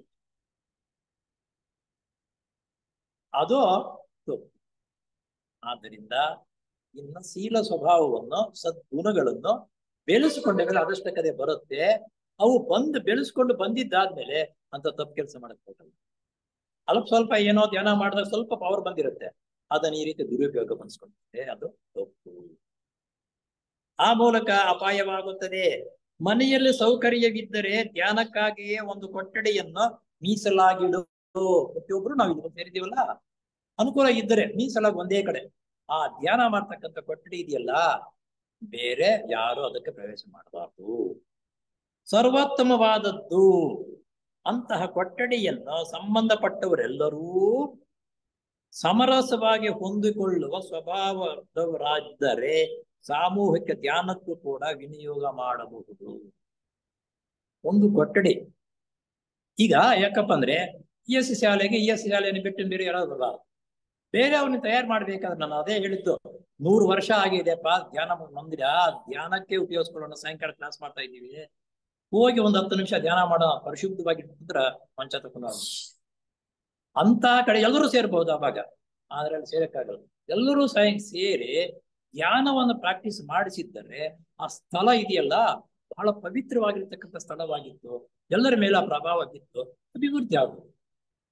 ಆ ರೀತಿ ನೋಡಿ, ಧ್ಯಾನ ಮಾಡ್ತಕ್ಕಂಥ ಸ್ಥಳವು ಎಲ್ಲರೂ ಸಾಮೂಹಿಕವಾಗಿ ಸೇರ್ತಕ್ಕಂಥದ್ದಾದಾಗ ಅದರಲ್ಲಿ ಬೇರೆಯವರನ್ನು ಕರೆದು ಆ ಧ್ಯಾನವನ್ನು ಮಾಡತಕ್ಕಂಥದ್ದನ್ನ ಹೇಳಿಕೊಡಬೇಕು. ಯೋಗ ಮಾಡಬಹುದು, ಆದರೆ ಚರ್ಚಾತ್ಮಕವಾದ ವಿವಾದಗಳಿಂದ ಕೂಡಿದ ಉದ್ಯಮಕ್ಕೆ ಅಂತಹ ಕೊಠಡಿಯು ಸಲ್ಲದು. ಅಂತ ಸುತ್ತಲೂ ಗಲಾಟೆಗಳು, ವ್ಯವಹಾರಗಳು ಬೋಟ್ ಅಂತಕ್ಕಂಥದ್ದು, ಅಯ್ಯೋ ಅಂತ ಹುಡುಗರು ಬರೋದು, ಆ ಕಿಟಕಿಗಳು ನೋಡುವುದು, ಕಿತ್ತಾವುದು, ಬಿಸಾಕೋದು, ಈ ರೀತಿ ಕಸ್ಮಲವಾಗಿರ್ತಕ್ಕಂಥ ವಾತಾವರಣ ಆಗೋಗ್ಬಿಟ್ಟು ಅಲ್ಲಿ ಧ್ಯಾನ ರೂಮ್ನಲ್ಲಿ ಮಾಡಿದ್ರೆ ಏನ್ ಫಲಕಾರಿಯಾಗುತ್ತೆ? ಅದಕ್ಕಾಗಿ ಇವೆಲ್ಲ ತಿಳ್ಕೊಂಡು ಇರ್ತಕ್ಕಂಥವ್ರು ಇವೆಲ್ಲ ಇಂತೆ ಆದ್ರೆ ತೊಂದರೆ ಆಗುತ್ತೆ, ಅವೆಲ್ಲ ಬೇಡ ಅಂತ ಹೇಳು. ಉದ್ಯಮಕ್ಕೆ ಅಂತಹ ಕೊಠಡಿಯು ಸಲ್ಲದು, ಅಂತಹ ಸ್ಥಳದಲ್ಲಿ ಧ್ಯಾನ ಮಾಡಬಾರದು. ಅಂತಹ ವಿಚಾರ ವಿನಿಮಯಗಳಿಗೆಲ್ಲ ಬೇರೆ ಸ್ಥಳಗಳನ್ನು ಉಪಯೋಗಿಸಿಕೊಳ್ಳಬೇಕಾಗುತ್ತದೆ. ಚಿಂತಾತ್ಮಕವಾದ ಸನ್ನಿವೇಶದಲ್ಲಿ ಆ ಕೊಠಡಿಯೊಳಕ್ಕೆ ಪ್ರವೇಶ ಮಾಡಬಹುದೇ ಅಥವಾ ಮಾಡಬಾರದೆ? ನಮಗಿದೊಂದು ಡೌಟ್. ಮನೆಯಲ್ಲಿ ಜಗಳ ವ್ಯವಹಾರಗಳು ಮಾಡ್ಕೊಂಡಿರ್ತೀವಿ, ನಾಳೆ ES ಶಾಲೆಗೆ ಹೋಗಬಹುದಾ ಹೋಗ್ಬಾರ್ದಾ? ಕೆಲವರು ಆ ರೀತಿ ಗಲಾಟೆ ವ್ಯವಹಾರಗಳಿದ್ದು ಮಾಡ್ಕೊಂಡಿದ್ರೆ ಹೋಗ್ಬೇಡ, ಬರಬಾರದು ಅಂತ. ಆದ್ರೆ ಇಲ್ಲೇ ಆ ರೀತಿ ಬರಬೇಡ ಅಂತ ಹೇಳಿಲ್ಲ. ದೃಢವಾದ ಸಂಕಲ್ಪ ನಿನ್ನ ಗೇಟ್ ಒಳಗಡೆಗೆ ಬಂದಾಗ ಅದನ್ನೆಲ್ಲ ಅಲ್ಲೇ ಬಿಟ್ಬಿಡ್ಬೇಕು. ಗೇಟ್ ಒಳಗಡೆ ಪ್ರವೇಶ ಆದ ತಕ್ಷಣ ಬೇರೆ ಚಿಂತೆಗಳಾಗ್ಲಿ, ಬೇರೆಯವ್ರ ಜಗಳ ಮಾಡ್ಕೊಳ್ಳೋದಕ್ಕಾಗ್ಲಿ, ಇನ್ನೊಬ್ಬರು ಯಾವುದೋ ಕೆಲ್ಸಕ್ಕೆ ಬಾರದು ಮಾತುಗಳು ಮಾತಾಡ್ಕೊಂಡು ಕಾಂಪೌಂಡ್ ಒಳಗಡೆಗೆ ಬರಬಾರ್ದು. ಆ ರೀತಿ ನೀನು ಮನೆಯಲ್ಲೇ ವ್ಯವಹಾರ ಮಾಡ್ಕೊಂಡಿದ್ರು ನಿಶಬ್ದವಾಗಿ ಮೌನವಾಗಿ ಒಳಗಡೆಗೆ ಹೋಗಬಹುದು ಎಂಬುದಾಗಿ ಪ್ರಶ್ನೆ ಹೇಳುತ್ತದೆ. ಈ ತರಹ ಮನೋಭಾವನೆಗಳಿಗೆ ಒಳಗಾಗಲೇಬೇಡ. ಆ ರೀತಿ ಅಯ್ಯೋ ಹೋಗ್ಬೋದು ಹೋಗ್ಬಾರ್ದು ಅಂತಕ್ಕಂಥದ್ದನ್ನ ಚಿಂತೆ ಹೋಗಬೇಡ. ಆ ವಿಧವಾದ ಚಿಂತಾ ಪ್ರವೃತ್ತಿ ಉಳ್ಳ ಪೂರ್ತ ತ್ಯಜಿಸಿಬಿಡು. ನನಗೆ ಚಿಂತಾಕ್ರಾಂತ ಪರಿಸ್ಥಿತಿ ಒದಗದೆ, ಆದ್ದರಿಂದ ಆ ಧ್ಯಾನದ ಕೊಠಡಿಯನ್ನು ಪ್ರವೇಶಿಸಕೂಡದು ಎಂಬ ಸಂಕಲ್ಪವನ್ನೇ ಮಾಡಬೇಡ. ಈ ರೀತಿ ಅಯ್ಯೋ ನಾನು ಅಲ್ಲಿ ಜಗಳ ಮಾಡ್ಕೊಂಡು ಬಂದೆ, ಇಲ್ಲಿ ಜಗಳ ಮಾಡ್ಕೊಂಡು ಬಂದೆ, ಒಳಗಡೆ ಹೋಗೋದು ಬೇಡಪ್ಪ ಅಂತ ನೀನು ಆರಾಮಾಗಿ ಕೂತ್ಕೊಂಡು ನಿನ್ ಜೊತೆಗೆ ಇನ್ನೊಬ್ಬರು ಬಂದ್ರೆ ಇನ್ನೂ ಹರಟೆಗಳು ಹೊಡ್ಕೊಂಡು ಆ ಸ್ಥಳವನ್ನು ಇನ್ನೂ ಕೆಡಿಸ್ತೀಯ. ಅದಕ್ಕೆ ಬದಲಾಗಿ ಮೌನವಾಗಿ ಒಳಗಡೆಗೆ ಹೋಗು. ಇದಕ್ಕೆ ವಿರೋಧವಾದ ಮನೋಭಾವನೆಯನ್ನು ಬೆಳೆಸಿಕೋ. ಅಂದರೆ ನಾನು ಆ ಕೊಠಡಿಯನ್ನು ಪ್ರವೇಶ ಮಾಡುತ್ತಿದ್ದೇನೆ, ಆದ್ದರಿಂದ ನನಗೆ ಚಿಂತೆಯು ಪೂರ್ತ ಕಳಿಸಿ ಬೀಳುವುದು. ನನ್ನ ಚಿಂತೆ, ನನ್ನ ಯೋಚನೆ ಇದೆಯಲ್ಲ, ನಾನು ಗುರುಗಳಿರತಕ್ಕಂಥ ಸಾನ್ನಿಧ್ಯಕ್ಕೆ ಹೋಗ್ತಾ ಇದ್ದೀನಿ, ಇದೆಲ್ಲ ಪೂರ್ಣವಾಗಿ ಶಮನವಾಗುತ್ತೆ ಅನ್ನೋ ದೃಢವಾದ ಸಂಕಲ್ಪದೊಂದಿಗೆ ನೀನು ಎಂದು ಮನೋಭಾವನೆಯನ್ನು ಅನುಸರಿಸು. ಈ ವಿಧವಾದ ಮನೋಭಾವನೆಯು ಫಲಕಾರಿಯಾಗುವುದು ಪ್ರಭಾವಯುತವೂ ಆದುದೆಂಬುದನ್ನು ನಿನ್ನ ಅನುಭವಕ್ಕೆ ಖಚಿತವಾಗುತ್ತದೆ. ಈ ರೀತಿ ಆ ಸಂಕಲ್ಪದೊಂದಿಗೆ ಮೌನವಾಗಿ ನೀನು ಒಳಗಡೆಗೆ ಹೋಗಿ ಆ ಪೂರ್ಣವಾಗಿ ಧ್ಯಾನ ಮತ್ತು ಆ ತರಗತಿಯನ್ನು ನಾನು ಕೇಳಿಸ್ಕೊಂಡು ಬಂದರೆ ಕೆಲವು ದಿವಸ ಆದ್ಮೇಲೆ ಓ ಈ ರೀತಿ ನನ್ನ ಕೋಪ ತಾಪ ಶಮನವಾಗುತ್ತದೆ ಅನ್ನುವುದು ನಿನಗೆ ಆ ಫಲ ಸಿಗುತ್ತದೆ ಅನ್ನುವುದು ಇಷ್ಟು ಧ್ಯಾನದ ಬಗ್ಗೆ ಇರ್ತಕ್ಕಂಥದ್ದು. ಎಷ್ಟು ಉನ್ನತವಾಗಿರತಕ್ಕಂಥ ವಿಷಯ. ಇಷ್ಟು ವಿಷಯಗಳು ನಾವು ತಿಳ್ಕೊಂಡು ಅದರಂತೆ ನಡ್ಕೊಳ್ದೆ ಹೋದರೆ ಅದಕ್ಕೆ ವಿರುದ್ಧವಾಗಿ ನಡೀತಾ ಇದ್ರೆ ಕೋಪ ಬರುತ್ತೆ ಇಲ್ವ? ಇಷ್ಟು ಹೇಳ್ತಾ ಕರೆಕ್ಟ್ ಆಗಿ ಸಮಯನೂ ಆಯ್ತು. ಇದನ್ನ ಒಂದ್ಸಲ ಓಂಕಾರ ಮಾಡ್ತಾ ಈ ಧ್ಯಾನದ ಕ್ಲಾಸನ್ನು ಮುಕ್ತಾಯಗೊಳಿಸೋಣ. ಓ